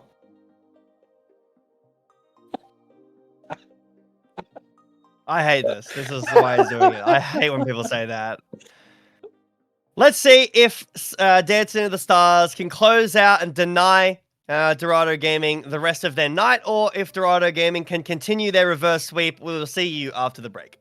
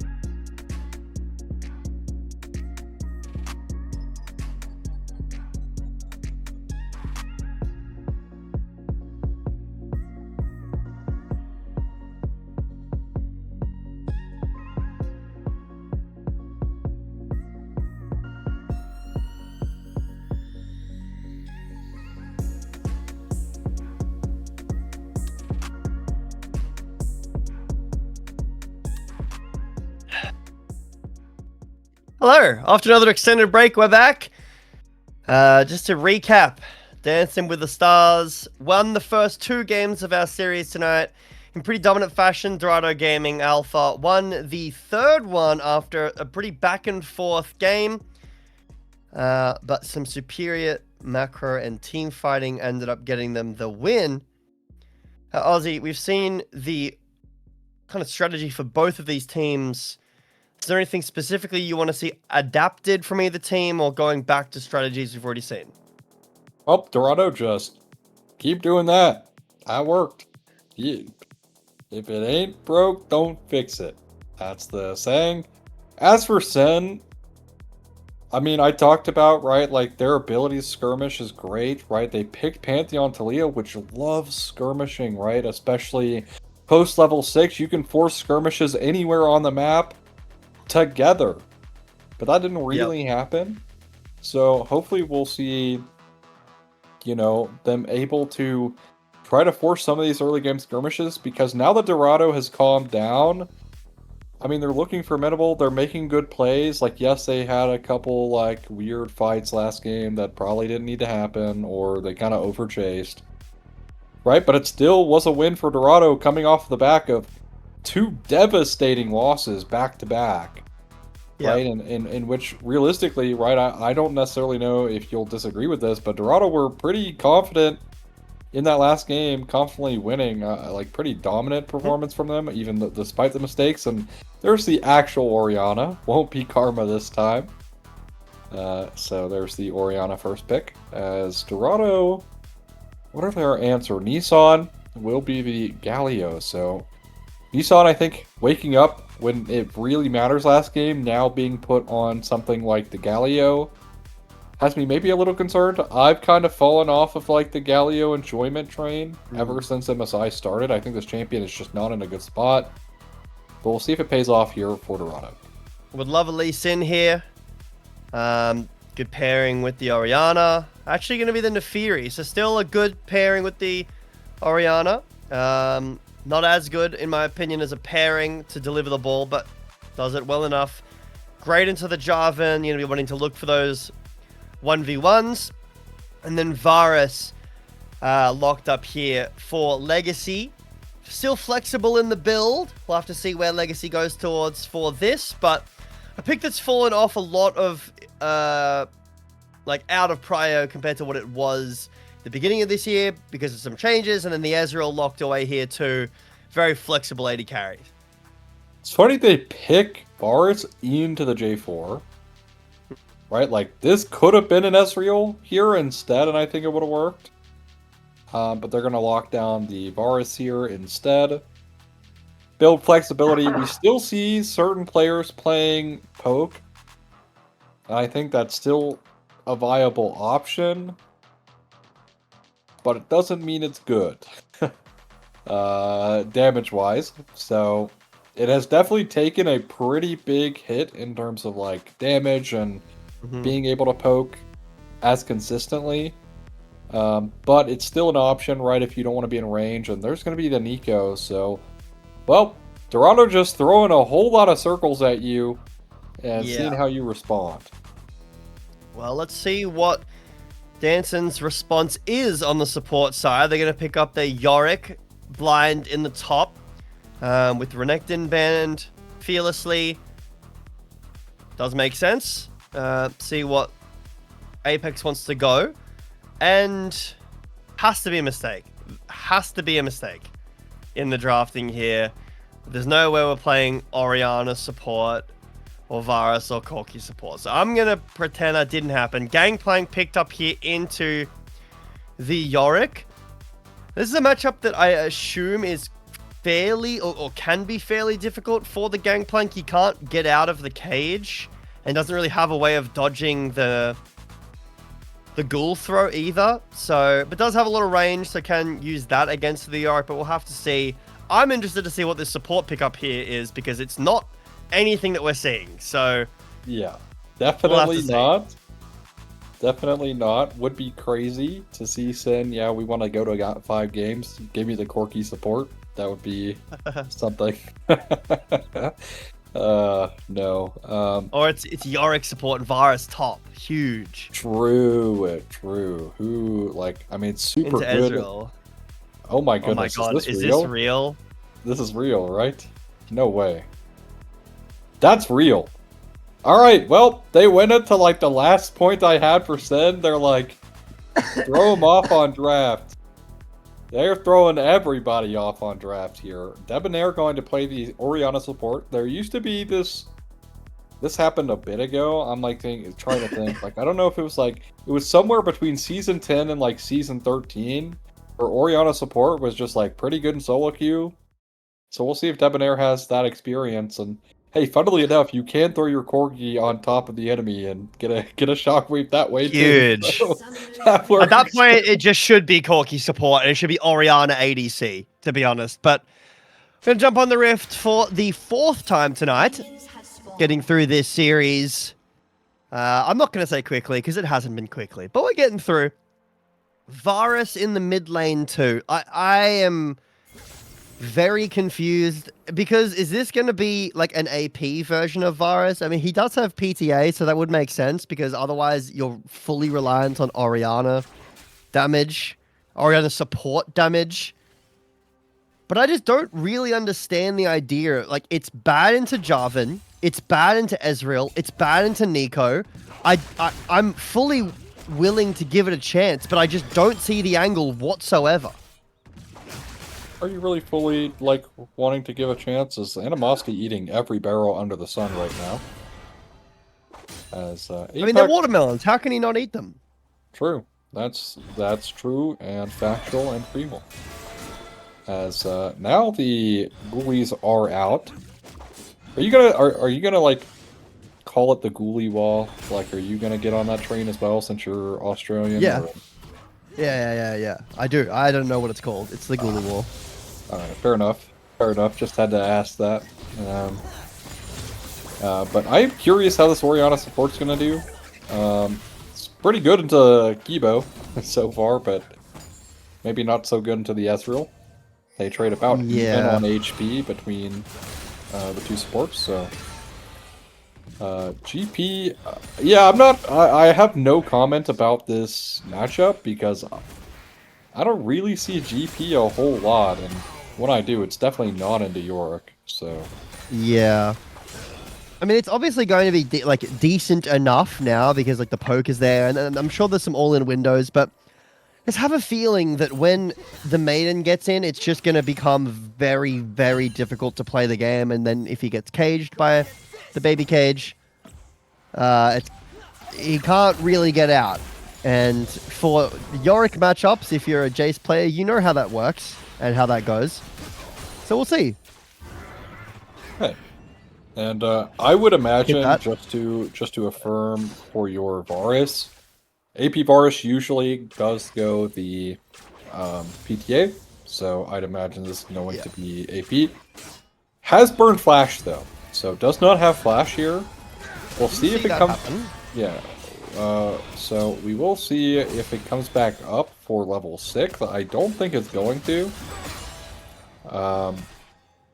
So there is going to be some gank opportunity here onto the Varus, but for CS deficit in mid, expected.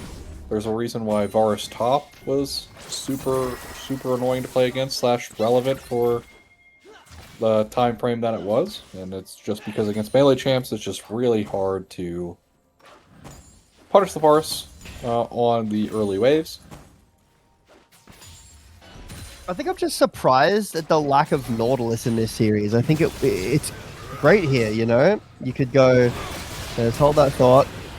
Nice little EQ flash from USA. Apex gets the first blood. Great gank up in the top lane. Doesn't have TP as well, so if this wave does go in, which it looks like it should go in pretty easily, it is a massive, massive wave that Animosity is losing. Yeah, gonna be the Crystalline proc as well. Gonna miss out on the tower plate, which is a bit unfortunate. And thankfully this is cannon wave, so won't miss too much of it. Like, if this was a non-cannon wave though, this is like almost GG, right? Like the amount of XP lost would have basically won the lane by itself, but really good gank there from USA to get Animosity on the back foot. And honestly, they heard us talking about, like, oh, you know, about this matchup.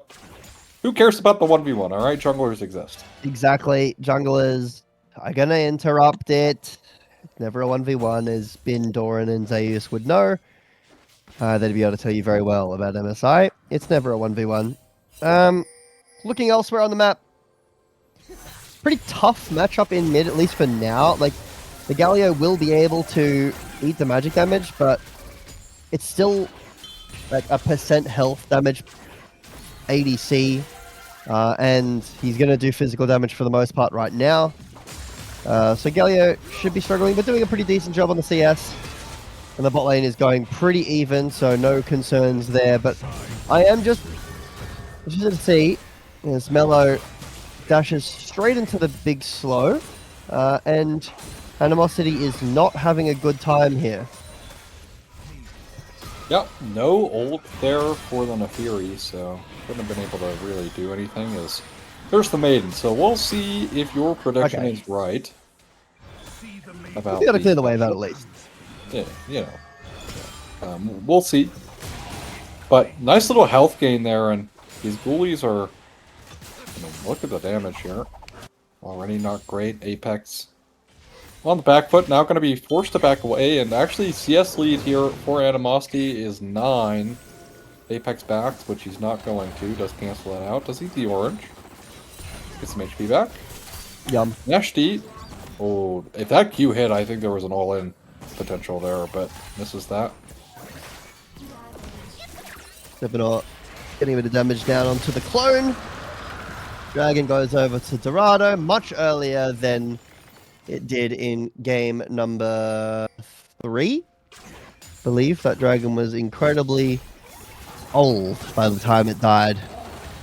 Mello down here in the bot lane as Legacy dashes forward. Kibo forced to use the heal, and Devinor will do the same to keep up the pace.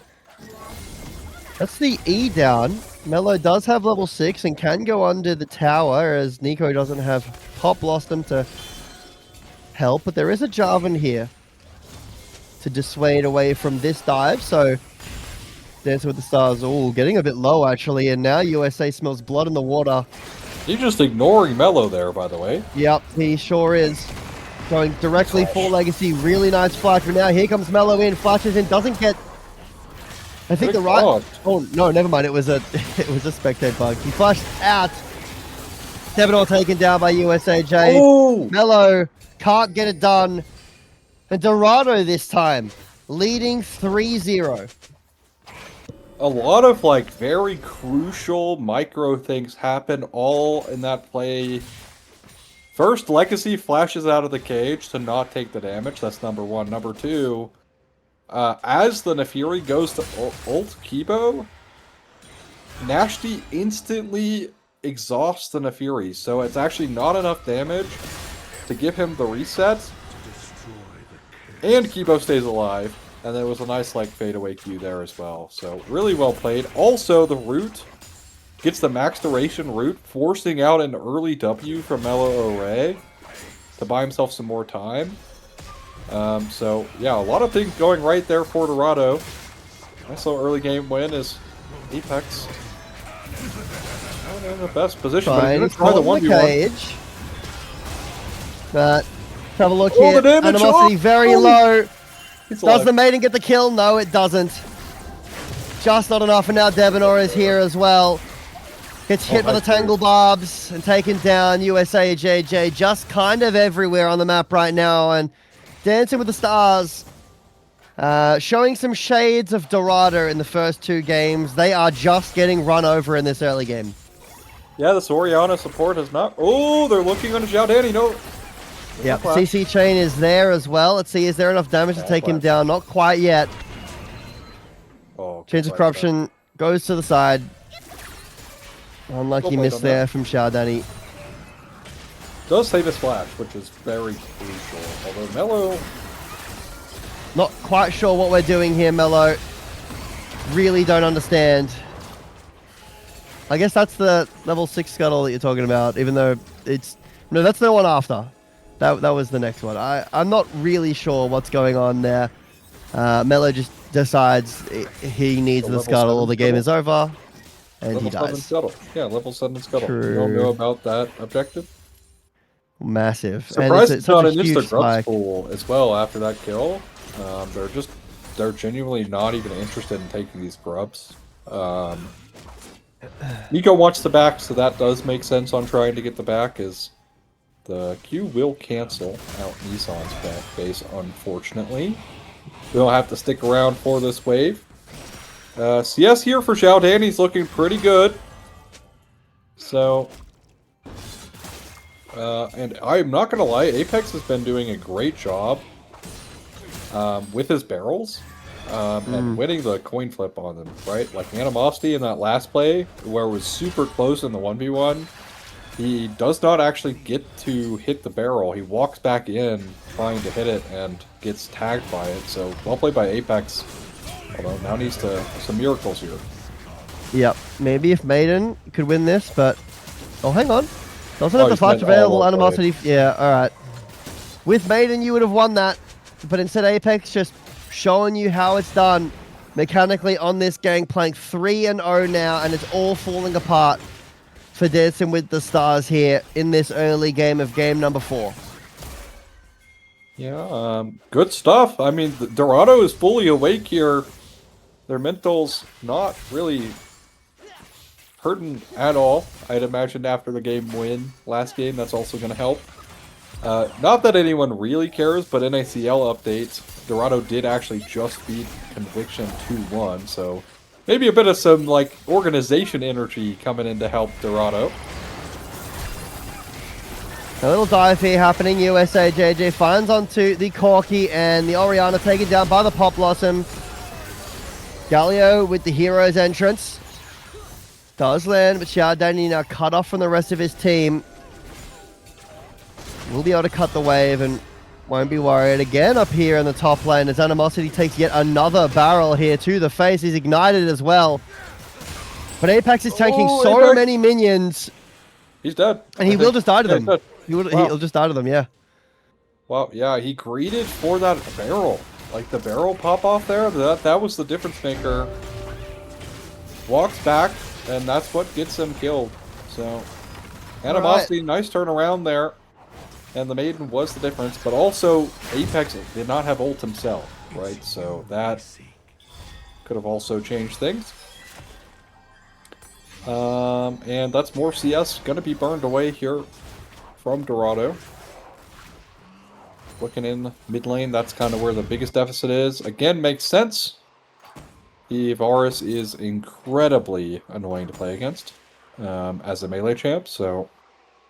Now has Shiv, so that's going to just be a lot of wave clear here for the AP Varus, as now... Void Grub's going to be at least one taken away. Yep. And Dansyn are trying to find some position around. It'll be both. Alright. Looks like it's going to be 2 over for Dansyn, 1 over for Dorado. That's good. I'm still really not convinced by this Orianna support. I feel like it's just better in the mid lane, but we'll see. I haven't been convinced right now. Yeah, we haven't gotten to like the Shockwave yet, right? We have Shockwave online now. Uh-oh. Well, we'll have to see. Well, that takes a barrel to the face and is slowed down accordingly. And we'll just walk away. Also, what's kind of scary is like GP can win these like early 1v1s, but like this champ just like scales so hard. Yeah. So him winning all of these like early game like plays, right? And of course one of them being a gank from USA JJ. Like that this Yorick has to be scared later, because like you take like 1 or 2 barrels, you're just dead. Like you can't like counterplay is just not being in range. And at that point, I mean, your Maiden's going to get chipped down, right? So, the GP ever scaling here, although the looking mid lane, Nissan, nice flash. We'll get to safety. Oh, look at that damage. Good damage back. Kivo chilling in the wings. And ADC's been pretty quiet this game so far. The 1 kill over to the Ezreal. Corky going an Essence Reaver build, which is not super common. USA JJ is here. Well, Legacy's dead. He's exhausted. He just dashed in. Could maybe get the trade, actually. He did get the trade. Big shutdown as well. Over to Legacy. Really well played. He actually missed the rocket and still managed to get the kill before getting taken down by USA, who is now taking the turret. You find a win, but you do lose quite a lot. On the other side of the map, though, Dansyn are invading. We're at least looking for some priority on the map. Animosity now. I think when he gets Trinity Force, maybe he'll be a little happier, but he's getting the push in though. That is important. Trinity Force? What do you mean? This is Divine Sunder, York. Come on. Oh, that's an interesting looking Divine Sunder right there. They changed the icon. You know? Yeah, they changed the icon. 4 Sheen builders in this game. Yeah, there are 5 actually. 5.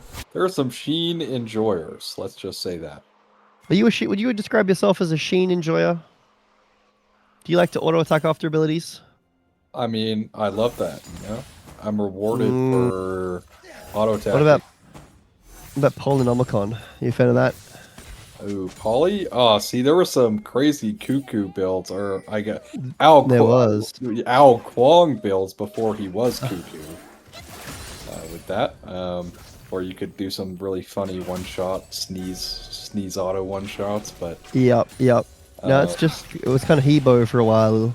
Yeah, Hebo, Scylla, Poly Scylla, yeah, I see it. Up in the top lane, Debonair forced to flash away. Chance Corruption lands onto USA. Cataclysm and Pop Blossom as well lands onto Debonair. A very fast fight. Here comes the TP. It's actually cancelled in the bot lane. Shardani rooted up, taking down USA, but the Sundered Sky is buying too much healing. Legacy has arrived now, but it's just all too late. Corky. Oh, nice. How much can he even do? Knocked up? Nothing. Can't even get a kill. Dansyn fall apart. Yeah. I mean, Nissan that was a critical TP cancel. Because if Animosity is there, I think Dorado are losing that for sure. Nissan saves the play top lane, and it works out so well for Dorado. But I have to really question there. So Debonair flashes out, but then turns around and allows USA JJ to just go in with the ult, get a 3-man ult. Force everyone else to flash out. Like that, to me, that should have just been a runaway angle, but they tried to randomly turn it for no reason. Got super punished there. And now, almost exactly a 4K gold lead here for Dorado. But they're going to claim their soul point, which is Clown Soul this game. So, yeah. I mean, Sin have 5 minutes to figure something out. Because that's their best chance in this game to come back. Thankfully, they're doing some smart gold plays here. They're utilizing the Herald Top to get this top tower, right? So they're at least getting gold in their pocket for that dragon. And they're not even sticking around. I don't know if they're getting this tier 1, so just some plate gold, I guess. But Zhao Danny, no flash. Well, should be able to run away here. But man, I am really not impressed with Dansyn in this game. They were so far ahead in this series. In the 2-1, and game number 3 was close, and in this game, they've kind of just fallen apart. Yeah. Last game as well, things started kind of going less and less their way, so maybe some runoff from that game taking effect here. Because they did look to progressively make worse decisions in that last game, which ultimately led to them losing, of course. So Dorado, though, looking great. Like, this is a stark turnaround from where they were. What the problem was initially in this series, and now that they've calmed down again, it could have been nerves, right? Could have been anything really, but now Animosity won't be getting looked at. It's just going to be some wards there from Kibo to defend Apex here on the bot side.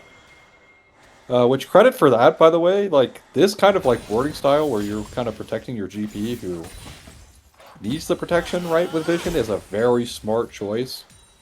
So getting some wards out helps Apex out. So good job on that. As Apex will It's a take. strange Corki build.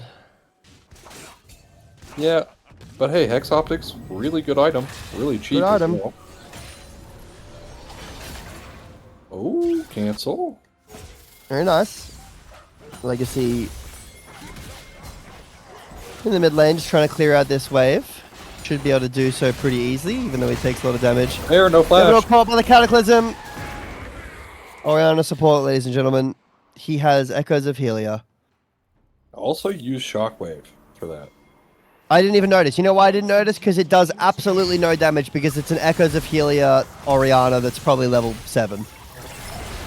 Oh! Pop Blossom doesn't land onto Mello. It actually does get the stun at the end. That's really unfortunate for Mello. TP in here as well from Shardani, USA.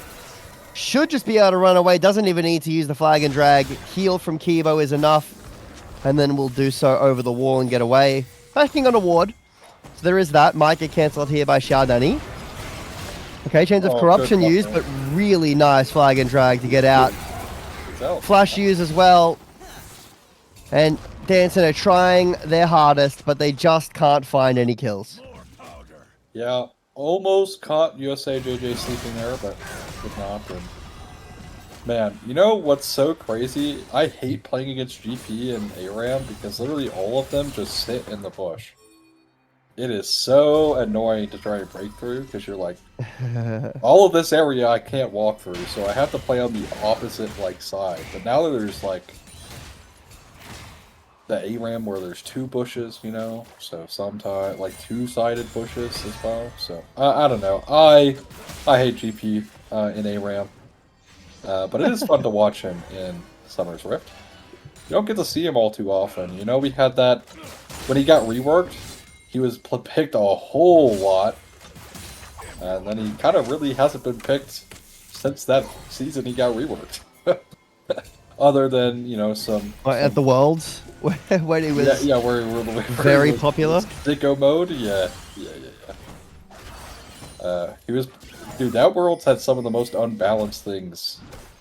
Well, let's hope that Riot does a crazy patch change at the end of this year to try to change up the mages, and then it just destroys the game, and we get the craziest meta of all time. As Dorado Gaming now surrounding the Dragon Pit. This would be Cloud Soul if they could get it. Very scary. Devanor just takes so much damage. Forced to back away. I'm really not convinced, Aussie, by this Orianna support. And Dorado, they don't even need the dragon right now. They don't even need the positioning. They just want to go in. Cataclysm on top. Hero's entrance on top of that. And the Pop Blossom on the side. Layered perfectly. Mello and Shardani fall to pieces. And the rest of Dansyn will follow. Devanor dead. Legacy dead. Animosity watches as his team falls around him. And the dragon most likely will too.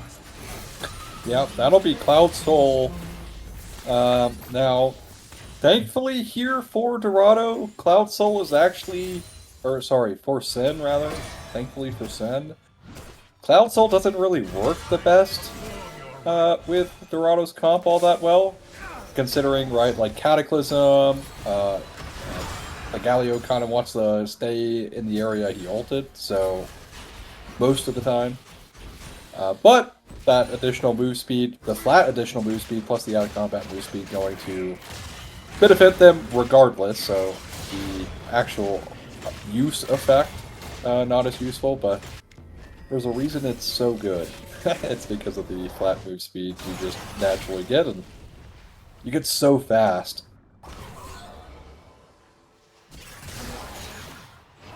Alright. Dancing in the stars. 24 minutes in. 2 kills. 2 grubs. They have as many grubs as they have kills. They are struggling in this game. Number 4. And to be honest, it's... I don't know how many options they even have in this game. Well, we haven't seen the dog wave combo a single time, so... Yeah, I'm still convinced that this wave does about 150 damage. Look, it's just to keep them together for all of their AoE they have, like Corky Q and the big one. I see. Corky Q. Hey, it does some decent damage, you know? If you're playing League Classic, his Q just comes out instantly. You can't dodge it if they, like, aim it well.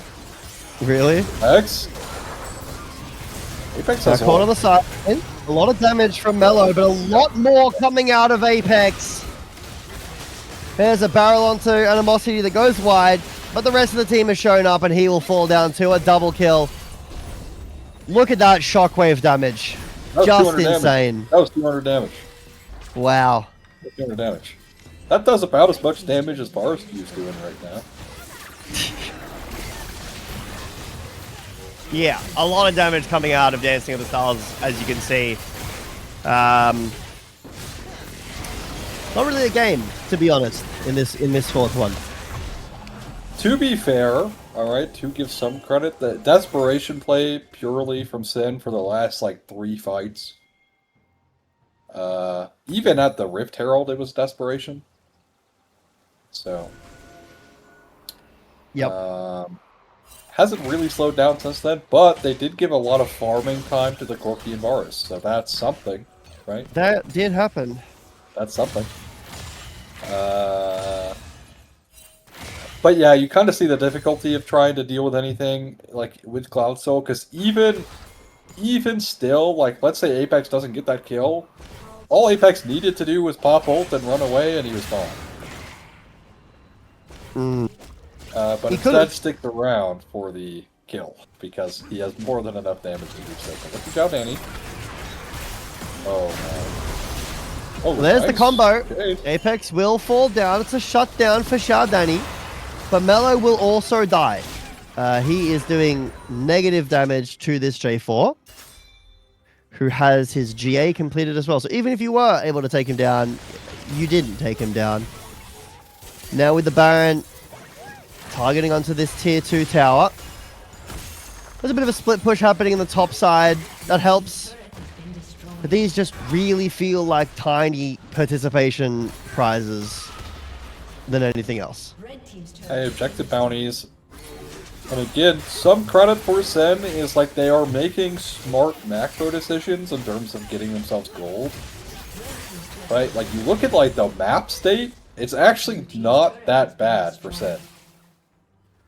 Now, if you look at everything else, that's when it starts to go really downhill. But map state is not that bad.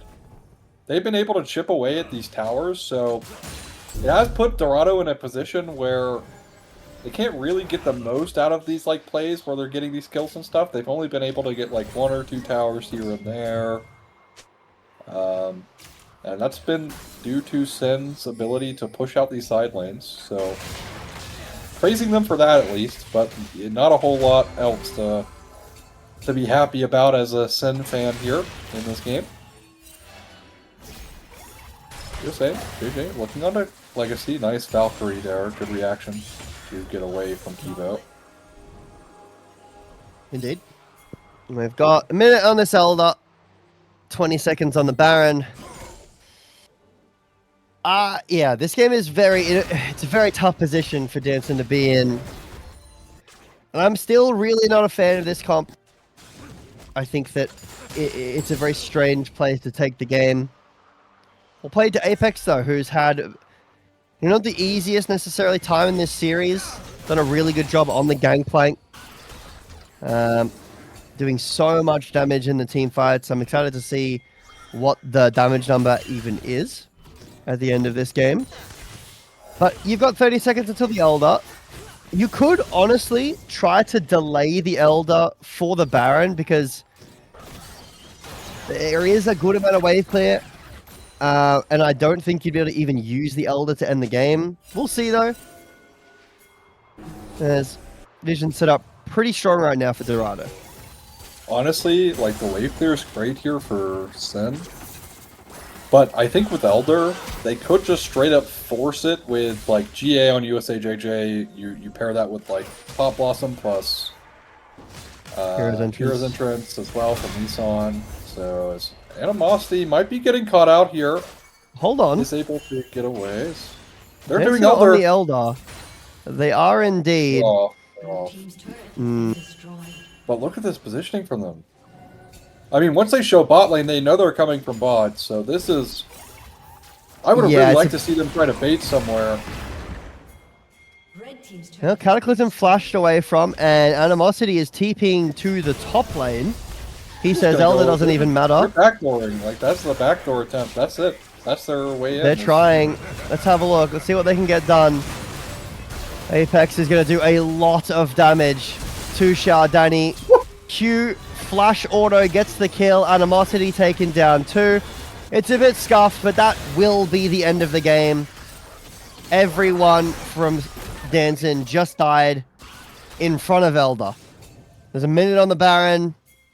The game won't end right now, but it is over. Yeah. Alright. Well, interesting choice from Sen. Again, like, they've been Desperation playing since Herald. So, it would not feel very fair to criticize him for making another Desperation play there. But, I mean, they had such good positioning around the dragon, and I don't know if they didn't, like, I guess they just didn't know the vision situation for Dorado, because the vision situation for Dorado was horrible. Even now on their reset, it's bad. Like, they have no vision whatsoever. They could have maybe turned out a few kills on some kind of trap somewhere, rather than go for this, like, weird 1-1 split push backdoor potential play. And if they were going to go for the backdoor play, I would have liked to see Zhao Danny just go top with Animosity, and then, you know, you try to force the game that way. Gotta do something, but I respect the attempt. If nothing else, I respect the attempt. I believe we're all going to be chipped away here. As the real, and I mean, by real, I mean the true one is going to be heading to Aaron, and Kibo will come over and say hello to them as well. And there it is. Animosity is getting solo killed by the Galio now, which... Ooh, Burn won't do enough damage. He's safe. Alright. Let's watch Dorado Gaming Alpha, see if they can end the game here. They have the Cloud Salt, they have the Elder, they have the Baron. Very difficult to make a mistake here. I think a barrel would one-shot one of the squishies here, which is everybody except the Yorick. Because everyone is pretty squishy this game. Waves are getting pushed in. Dansyn are trying to deal with some of them. Legacy gets hit with the Cataclysm, flashes out. Hero's entrance lands on top as well, and Legacy will be taken down. Dorado will take the bottom inhibitor just for good measure as they start to push in. They're playing it a little more conservative than I think they need to. Pop Blossom lands onto the Nefiri. Animosity taken down as well. And that'll be it. We are going to 5. Silver Scrapes loaded up. Dorado on pace for their reverse sweep. Well, I mean... I jinxed it, apparently, according to Shibin. But, yeah, we're going to game 5. Silver scraping it up, although we can't really use silver scrapes, unfortunately. But that's okay. We could. We just get copyright striked. Yeah, that's fine. We just, you know, disobey the copyright laws, but that's fine. Regardless, well played to Dorado to take us to game number 5. Reverse sweep in the cards here. So hopefully they're able to kind of keep this momentum going. And as for Sen, they need to really look at, like, channeling their inner game 1, game 2, because they are a far cry from what that was here. So, yep. Well, if we don't have any post-game stats, I think probably a good time to go to a break. Dorado Gaming catching back up, 2-2 now the score. So we're going to go to a quick break and be back with the Silver Scrapes Game 5 to see if Syndicate can finally toe over the line or whether Dorado Gaming do get their reverse sweep. We'll see you soon.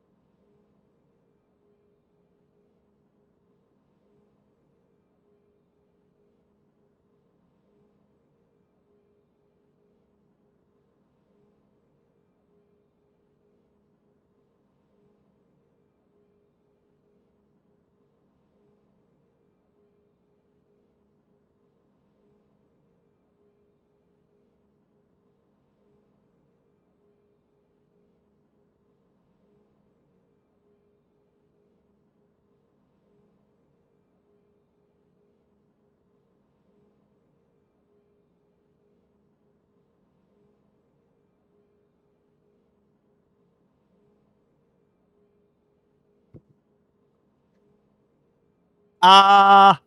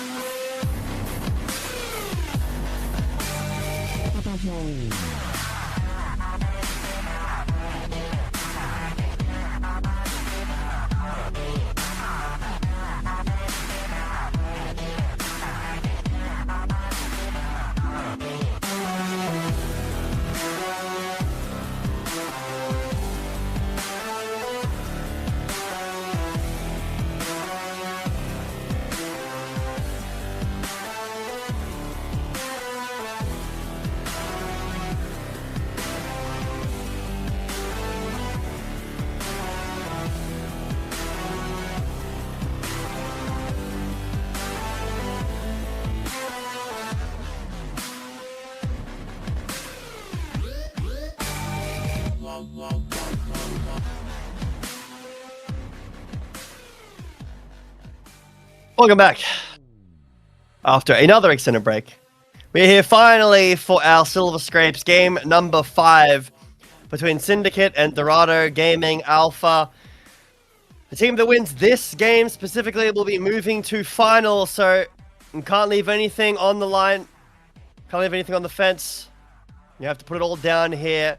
Syndicate with the first two, Dansyn with the first I mean, two you can call wins. them Syndicate because they are a Syndicate team. It just keeps getting me.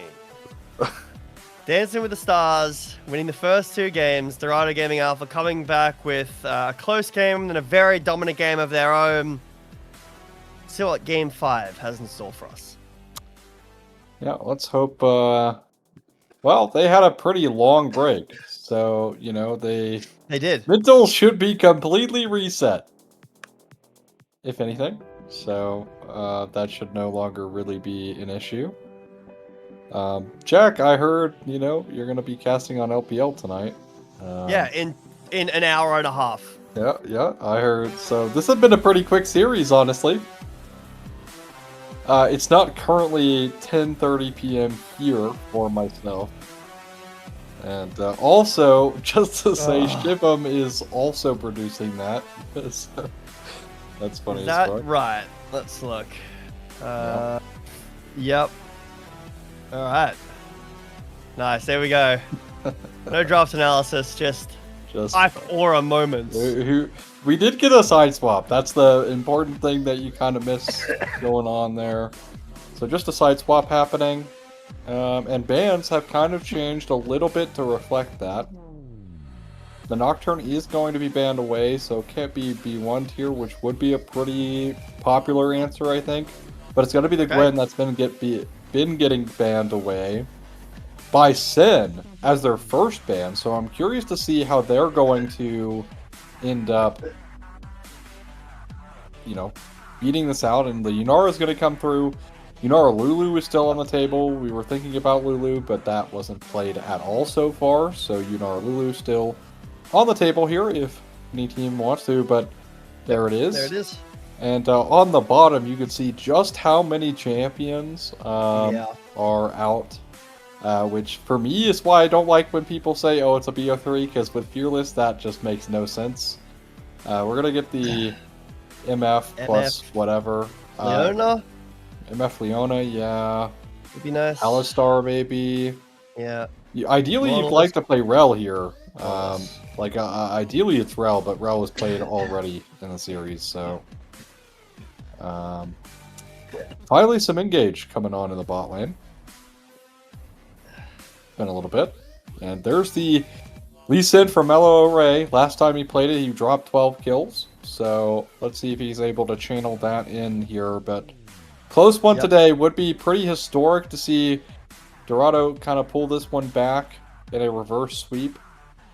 Now, also, funnily enough, the other Dorado team lost the first game from their NACL game, so they lost the first game and won the next 2 to win that BO3. So it would be kind of poetic, I suppose, if you're a Dorado fan, having that happen on the same day with 2 of your teams.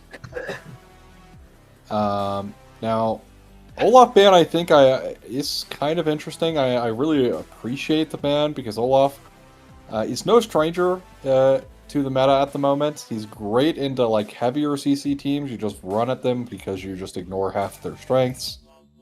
But it will be the Gragas coming through here for Animosity. So I'm going to be able to nullify out this Gwen if it's not Gwen jungle. We'll find that out in just a second here with their last pick. Poppy being banned away is smart by Sen, so that's where my mind first went to. Gonna be Ivern.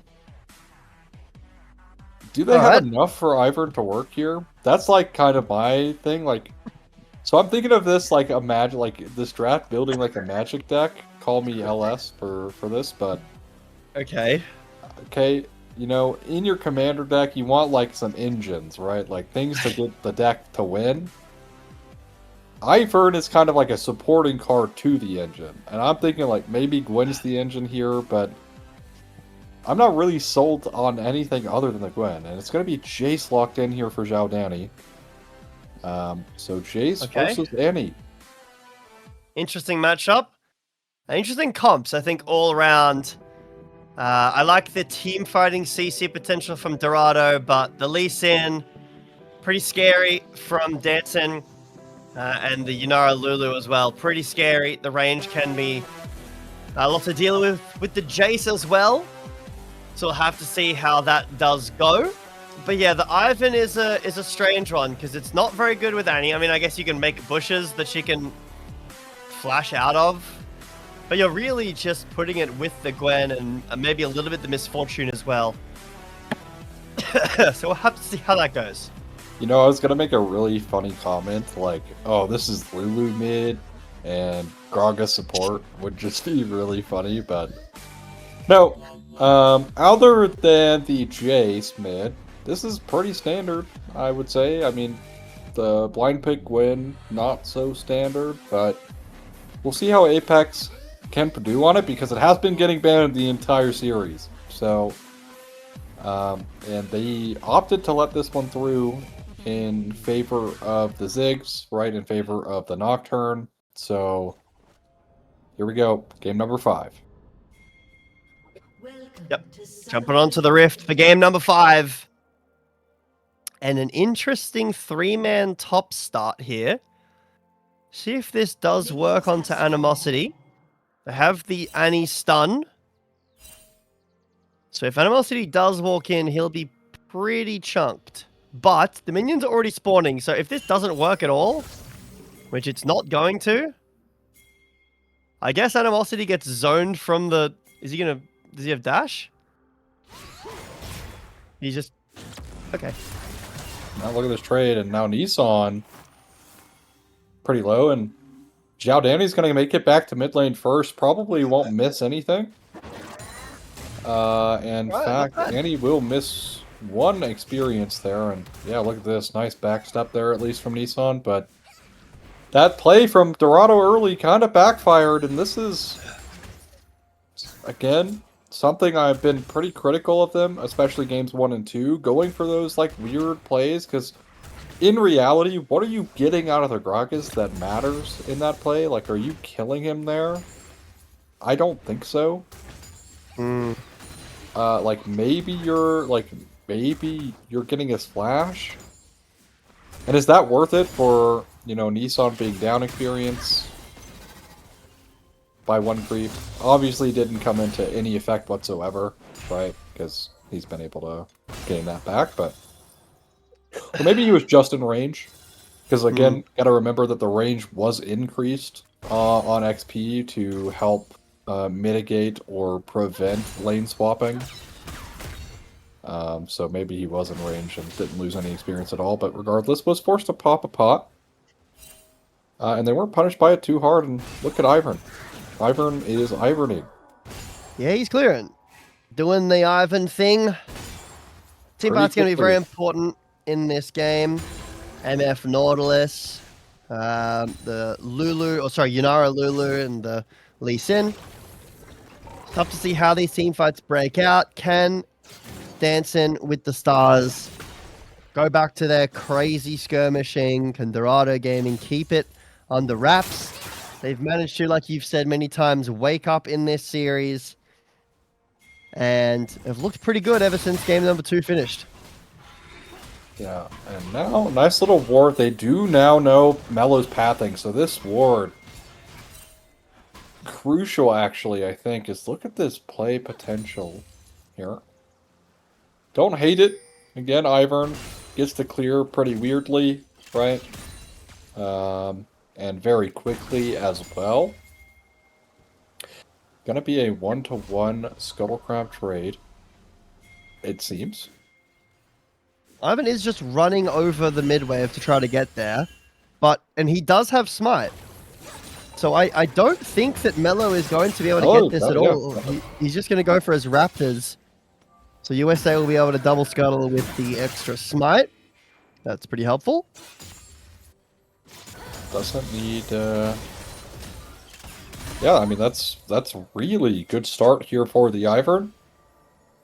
But again, the early, like the first scuttles are not as impactful as the next scuttle crab spawn. So that's the one we'll be keeping our eyes on. As Ivern's gonna try to recall, get canceled out, and gonna recall again. Oh, Okay. Devo flashes in, puts down the exhaust from Me Have Fun. But Legacy and Devon are doing a lot of damage. Ooh. Double flash forward. Legacy trying to get the kill. Hooked in now. Kivo with the shield. It's a one. Wow. Well, the True Wow. Carry got the kills there, so True. this lane's over. Nautilus just got kills. It's over. Up in the top side. Mello did secure a kill onto Apex, I believe it was. Let's take a look back and have a look-see. Oh, yeah. So there it is. Q. Nice. USA JJ shields himself when he's not taking any damage. So waste of a shield there, and yeah, well played That on feed the is bot wild. side. Yeah, bot lane. Honestly, great start here for Sen's bot lane, because again, you have to think, right, Yunara, kind of this hyperscaler, and preventing that wave from being caught as well means this, unfortunately here, for Dorado's bot lane, specifically the MF is not going to have that great of a time, but does have the BF sword on the first base, so that could be worse. Pretty nice. Helpful. Yeah, Dragon has spawned, so no Chemtech Soul this game. Apex doing a pretty good job of trading into Animosity, and they've both hit level 6 now. So there is that. But for the most part, the mid lane's been quiet. Dragon has spawned, and we've seen a couple of games in this series where the Dragon's taken super early, but for the most part, it was a later Dragon take. What is Animosity going? Is this Imperial Mandate? Is that Yeah, build? this is Mandate. This is Mandate. Interesting. Ability haste on your E and your ult. Oh, might have something to say about this bot lane play, though. Trying to wait it out. We'll get his chickens. Uh-oh. Nasty. No flash. you. He's just dead. Yep, he will just die. What? Legacy gets that is- kill. Very strange. That is honestly a really odd choice. You see that Lee Sin's not on his Raptors respawn, and then you opt to walk up to the bush. I mean, Well, he you're needed to worried know where he could Lee Sin get- was, so he found him. True. I mean, he wanted to not get ganked, but the thing is, like, where else is Lee Sin gonna be? Like, we're playing at a level where Lee Sin will be at his Raptor spawn before it spawns, or as it's spawning. And if Ivern gets it for free, then he's somewhere else. Nice flash burn. Oh, they're gonna still try. Yeah, Hook will still hit. Daisy down as well. Xiao Dani flash. taking a pretty One more decent Q. amount of damage here. It is. One more Q will do it. And Xiao Dani he's will dead. fall, but so will Nissan. So there's a 1-for-1.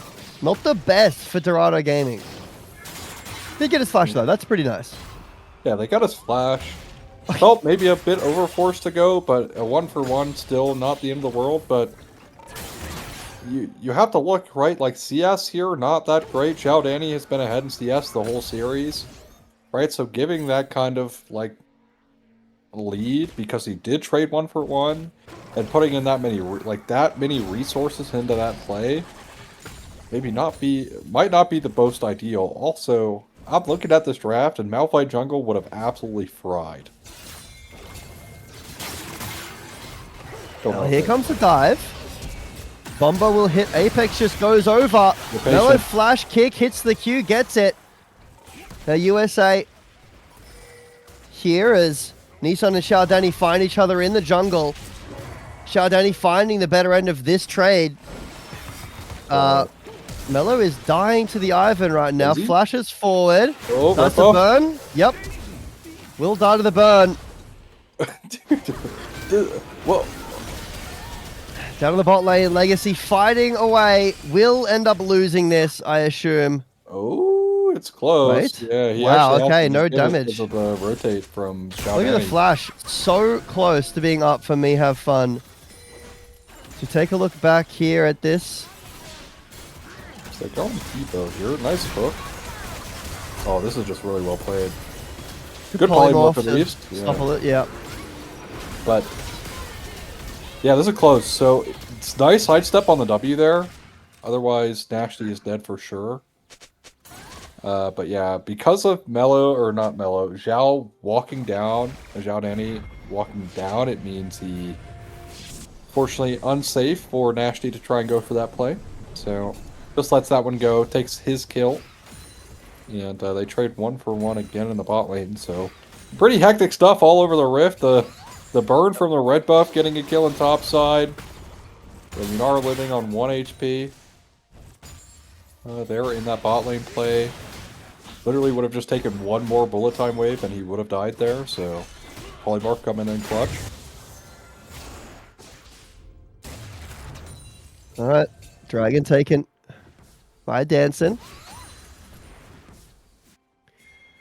And as we crest into the close to 10-minute mark, I'm curious to know what's going to happen with this Ivan later on. Is it going to be like an over-investing into the Gwen? Right now, it is. With the grubs getting taken, that'll feel pretty good with the Gwen. Not that she's had a whole lot of time to hit the tower right now, but it will help in the side lane. And Gwen will continue to scale, so there's that. Dansyn hovering on the side. And me have fun, just chilling down there in the bot lane, picking up a wave. Nothing too crazy going on in the bot lane. Yeah, as I mean, this top play is not even happening, yeah. So Apex is getting completely out-traded here. He could die in the next combo. And there's an Ivan here. His cards right, but well on vision, so Animosity at least knows. Uh-oh. Here comes the needlework. Animosity still trying to do a lot. There's Oh, Mello Hugo. around the corner as well. Animosity just can't get the kill. Now USA desperately trying to get the trade, but Mello will do what he does best. 4-1 now in the bot lane again. Devon nearly falling down. Flashes forward from both the bot laners of Dansyn. Alright, but the real carry's the here. real carry is getting fed. Look, Hook? oh, No. doesn't have hook, doesn't have hook, doesn't have hook.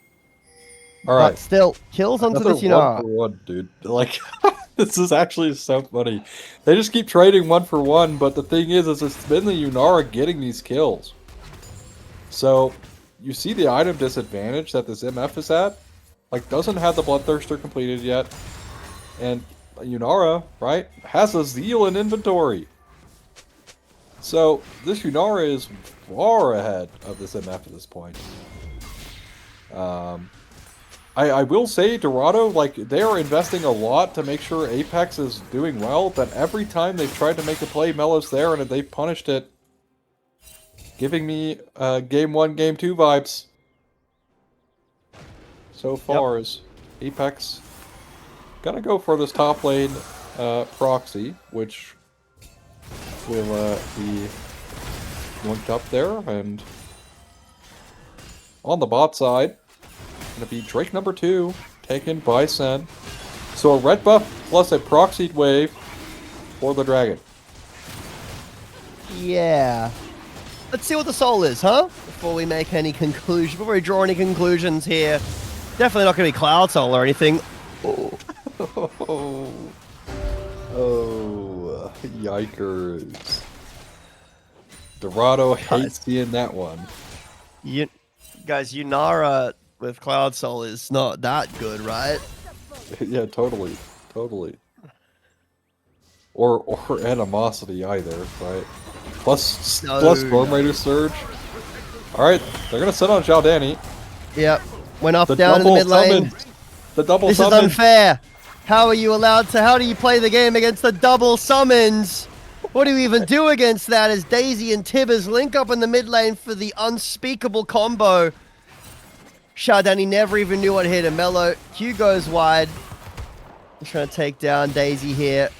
We'll be able to do so. Bit of gold for himself. But yeah, how are you supposed to beat this combo? Dude, it's a 3.5 v1. Like, how do you win? Wow. 3.5? Yes, because, like, Tippers is a summon, but it's definitely not putting in work like Daisy. Like, Daisy bodies people. Tippers is like, alright. Now, if it's Tippers when Annie's dies, then, you know, that's a full champ for sure. But True, true. Daisy is essentially a full champ. Imagine if You're slowing the Daisy damage out and right there. Tibbers got access to Soul. Oh, that would actually, if Daisy got access to Soul, oh my god. Could you imagine? Like, Daisy, like, Cloud, or he gets, like, the individual Hextech Drakes, you get 4, he just got more attack speed. Yep. Just balking you up and down. Sounds super good. Daisy gets Mountain Soul, But yeah, can't ever die. Motion Soul, Chemtech Soul. They're all pretty good on Daisy, I would imagine. But yeah, we'll have to see what Dansyn can do to deal with this raw amount of aura coming out of the double summons. And not sure what you're supposed to do against that. But here comes Mello through the brush.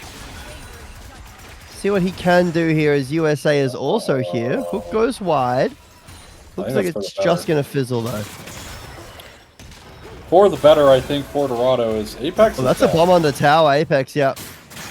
Let's see. Needlework all misses. There's a nice little casket. And it'll blow up Apex. Too close to the tower. Did have flash as well, but just got body slammed and then hit by the bomber. Knocked under the tower. Alright. They don't necessarily know that Mello is gone, but they're very worried about that with the age still, which makes sense, of course. Not faulting them for that, but yeah, this win pick getting absolutely punished here. Set up early by the gank from Mello, then a return, a dive on to Apex, puts him 0-2, and since then it's just been all Gragas all the way. As Nissan down to half HP, not really going to be able to help his jungler, and Powered Shock Blast will connect, I believe. I'm correct, looking at the damage. Mello tries, goes for the Q there to try and one-shot the Annie, but unsuccessful, hits a minion. As I think, honestly, if you're Apex, you just need to relax. Because he turned it around big time, games 3 and 4.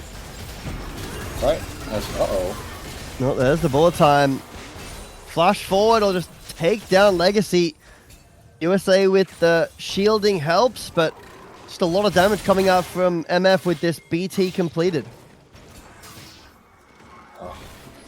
I mean, kind of funny that Naxi cancels out the ult there, was maybe scared, but the Ivern was there, of course.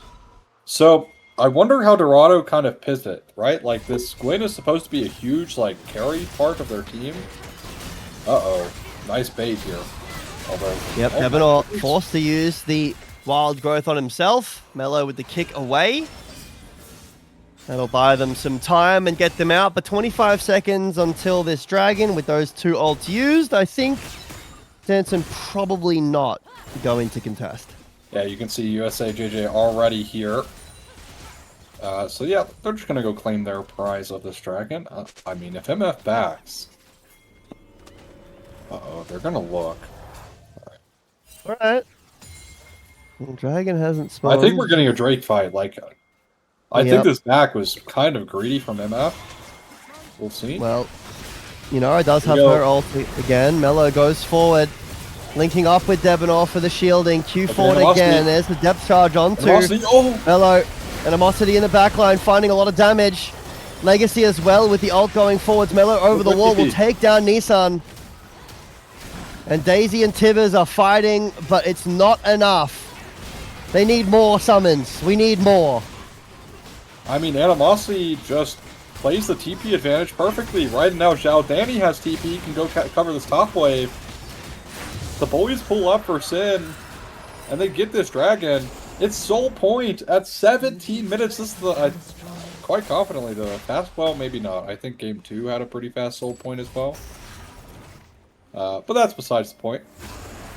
Dorado Gaming Alpha. Really on the back foot now because of what's been kind of transpiring in top lane. Animosity doesn't get the best cast, but it does stall them a little bit for them to keep going forward, and Mello picks up more kills here on the Lee Sin. Gets that dragon, and also notably, right, there was the no bullet time available. Nissan was pretty low mana.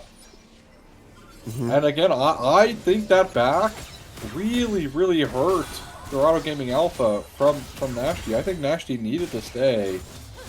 But maybe it goes the same way regardless if they try to do it literally on spawn. As seemed like Sen were going to fight for that no matter what. And Herald also got to be taken for free here on the top side. And this is looking, again, closer to Game 1, Game 2, where Sen just have full control over everything. Dorado Gaming Alpha are just getting pulled around the map for nothing. Animosity. Well, Animosity, he's dead, most likely. Flashes out. Actually, I'm not convinced. Dash gets him out of dodge there. I thought maybe there'd be enough damage, but not with this trio. Now look. Herald in the top side of the map. This is exactly the same blueprint that happened in Game 1. I think Game 1 was the Mundo game. Was that Game 2? It's been so long. I don't know. It's the been a Mundo while. game, alright? The Mundo game.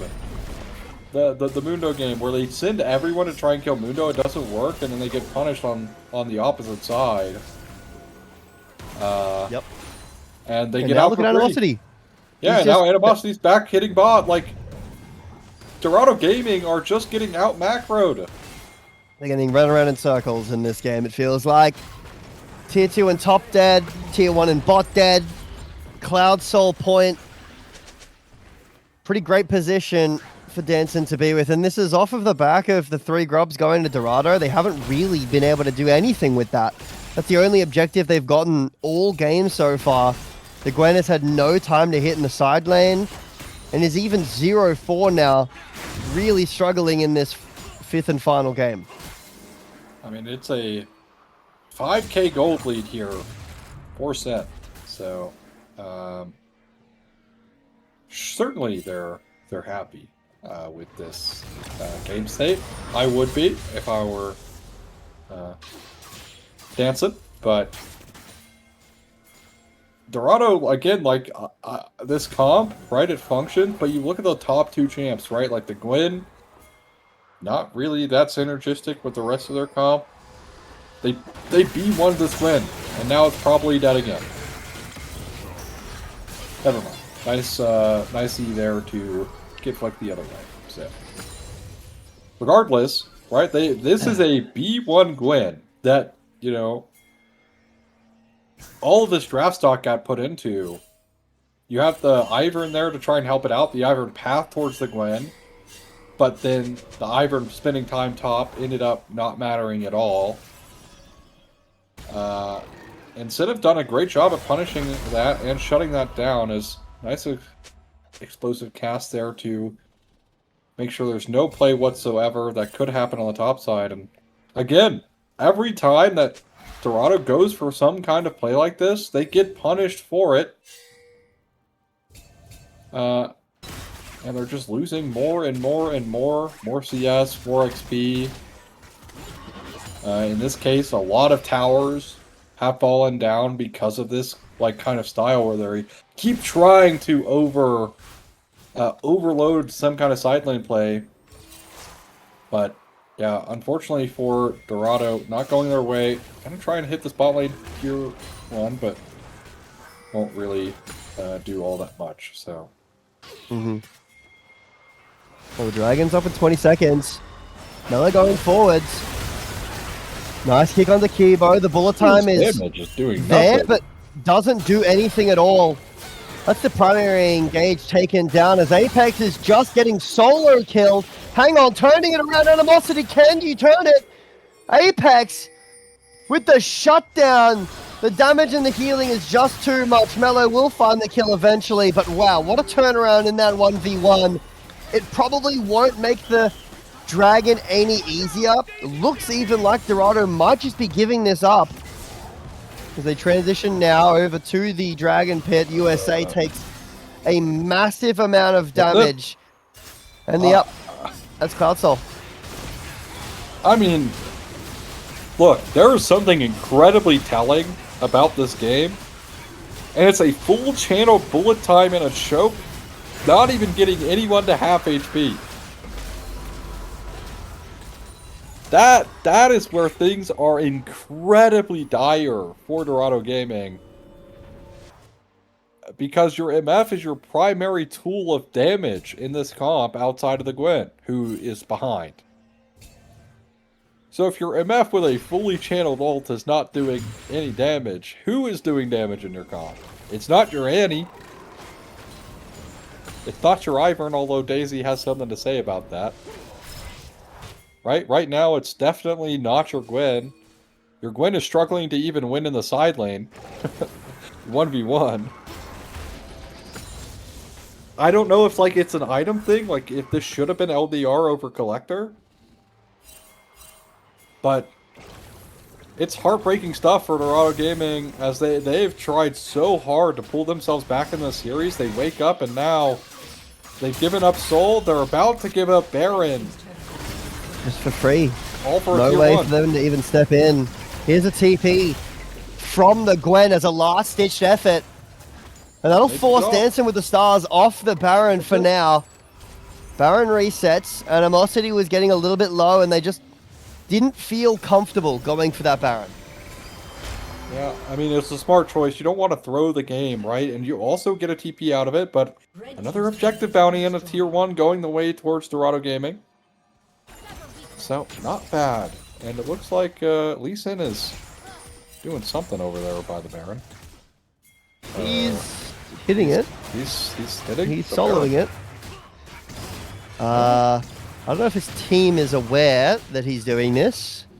But he's going to have to ward jump out, and he does have a ward. But over on the top side, Nissan taken down with Xiao, Danny, and Devonor's help. Now the rest of Dorado Gaming inbound, but look at the TP from Animosity. He's going behind, and this is a sandwich of unspeakable proportions. Mello does get shut down, actually. Legacy now in the frontline fighting, but here comes Animosity. Big explosive cast will knock everyone forward. Apex in the front doing a lot of damage to Legacy, who doesn't die and is keeping on hitting. Animosity with the huge TP in will do it all, and Mello does go down, but it's an ace for Dancing with the Stars. Oh my goodness, the TP there. That TP, I think, saves their game. Because Legacy was in an awful spot. But Animosity gets there in just the nick of time. But they actually killed Mello a little bit faster than Mello was thinking there. And it is disaster, heartbreak, and tragedy for Dorado Gaming Alpha in game number 5 is Baron, claimed up by Sin, as they scrape by out of that one off of a miracle TP by Animosity, found just behind them, like no one knew he was coming either. Yep. Which made that all the worse, as he gets a nice little 3-man ult there, perfectly played. And now Sin gonna climb their gold lead up to 8,000 gold.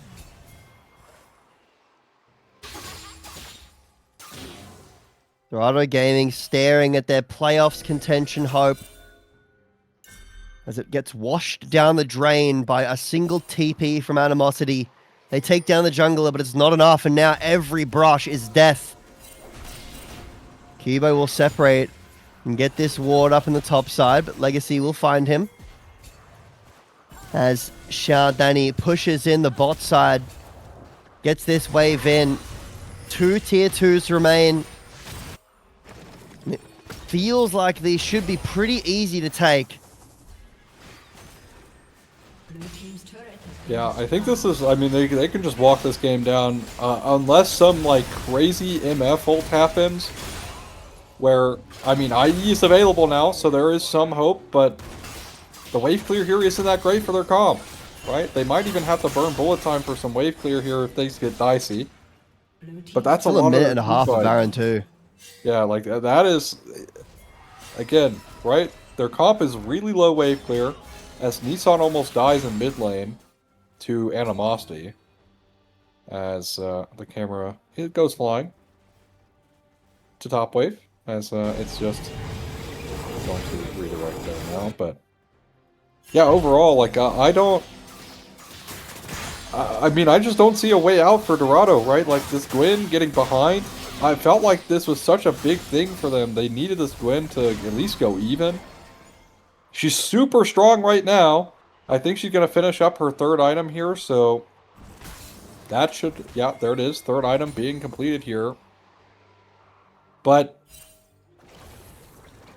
I'm still just not convinced. Like, look at this vision issue. Kibo's standing on vision right now. They can't even get vision in their bot side jungle. 30 seconds to Elder. What do you do?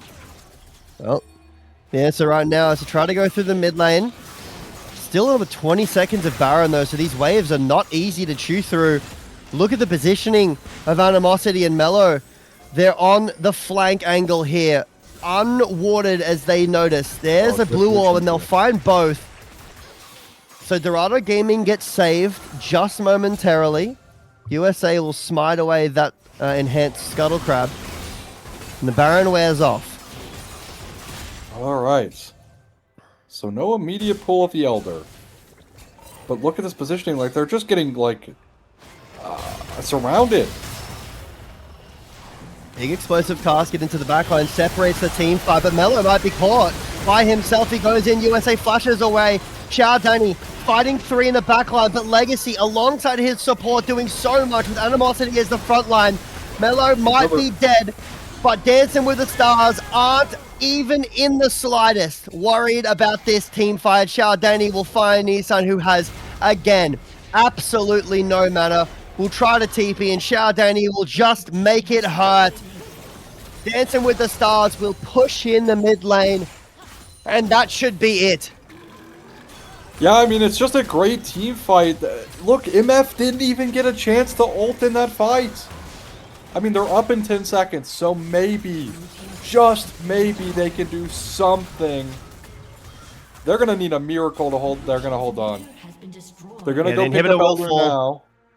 I mean, I think if you're Dorado, you need to just run straight at this dragon. That's your only chance at winning this game, or at least staying in it. And the back's coming back. Maybe there's a chance. They don't have a single dragon, so they're gonna do the maximum amount to this Elder. As the bases come through. Yep. Nashty. Waiting for Nissan to respawn, and he will do so. No flash, though. We're getting a run back. Just waiting. We're getting a run back. This is it. The worry is, though, is that if you take a look at Syndicate's flashes, they're all up, but take a look at Dorado's flashes. They're all down. At least the important ones. Gwen has hers. Kibo has his, how do sure. you get in? It's a tough ask. Nice damage blockage there. But, like, this is so hard. Explosive cast. Explosive basket is so good, and there's USA taken down. The bullet time does absolutely nothing. Gwen into the backline will do a little bit, but Apex just can't get it done. Legacy going forward, wanting to end this game, and he will do so with a double kill from Xiaodani. Nice kick onto Apex, and they're just running for the hills, trying to stall the game out. And Apex will be chased down by Mello, who hits the Q and will finally end the TP into the base from Animosity. It was a valiant effort in the end. Xiaodani will do some Raptors. Why not? But Definitely at the end of the day, Syndicate will deny the reverse sweep. Definitely his prize to take in this game. The Raptors definitely the most important part about this game. Nothing else at all, Jack. Really well played there from Sen. Got dicey in the series though, as there goes the Nexus. But definitely got dicey in the series. Started to lose a little bit of control, but they went back to what worked. And they were really good at like tracking the plays that Dorado wanted to do. This, to me, how Sin were kind of playing, it kind of felt like the sides were flipped today. Like, we started off, Dorado Gaming was kind of playing towards Sin's style, and it was not working at all. And Sin were just denying play after play after play after play after play. Then we go to the latter half of the series where Sin starts to really struggle when Dorado's playing the way that Dorado usually plays. And then we come back to this game, and for whatever reason, they're trying to coin flip this level 4 gank on a Gwen. On a Gwen! Into Lee Sin Gragas as Ivern Gwen. And from there, it's just completely over. Like, the game is cooked because then Apex gets followed up onto Mello, or by Mello on a dive to Gwen's 0-2. Then Mello comes back again, Gwen's 0-3. And then solo kill by Animosity, Gwen's 0-4. The game is just over. In the anti-pick, this game was also super low damage. Like, this comp, yes, you have MF, yes, you have Gwen, but if either one of them are not able, like the MF doing, like, being able to full channel ult this game, impossible, because Gragas is in the game, right? On a draft level. And majority of team fights, he just gets one shot by Zhao Danny anyways. So, Dorado, unfortunately, gonna be bounced out of the playoffs here, but Sin gotta kind of hone in, get back to playing what works for them, and maybe lose the Orianna support. I think that's probably. What's your MVP, Jack? Because I'm thinking about this. I think it's Zhao Danny. Zhao Danny had Nissan's number, I think, all day today. I think Animosity had a good series too. Could see an argument for him. But yeah, I think Zhao Danny had a great performance. It was a long series, so kudos to Dansyn for keeping themselves together, staying in the playoffs and moving towards finals. That should be all from us here on the Titan Staff. My name's Jay Beto. This is Aussie. Thank you to Shivam Production for being here for such a long cast. Congratulations to Dancing with the Stars for making it to finals. Excited to see how they go next week. And we will see you next week as well. So take it easy, and we'll be back for finals. Have a good weekend.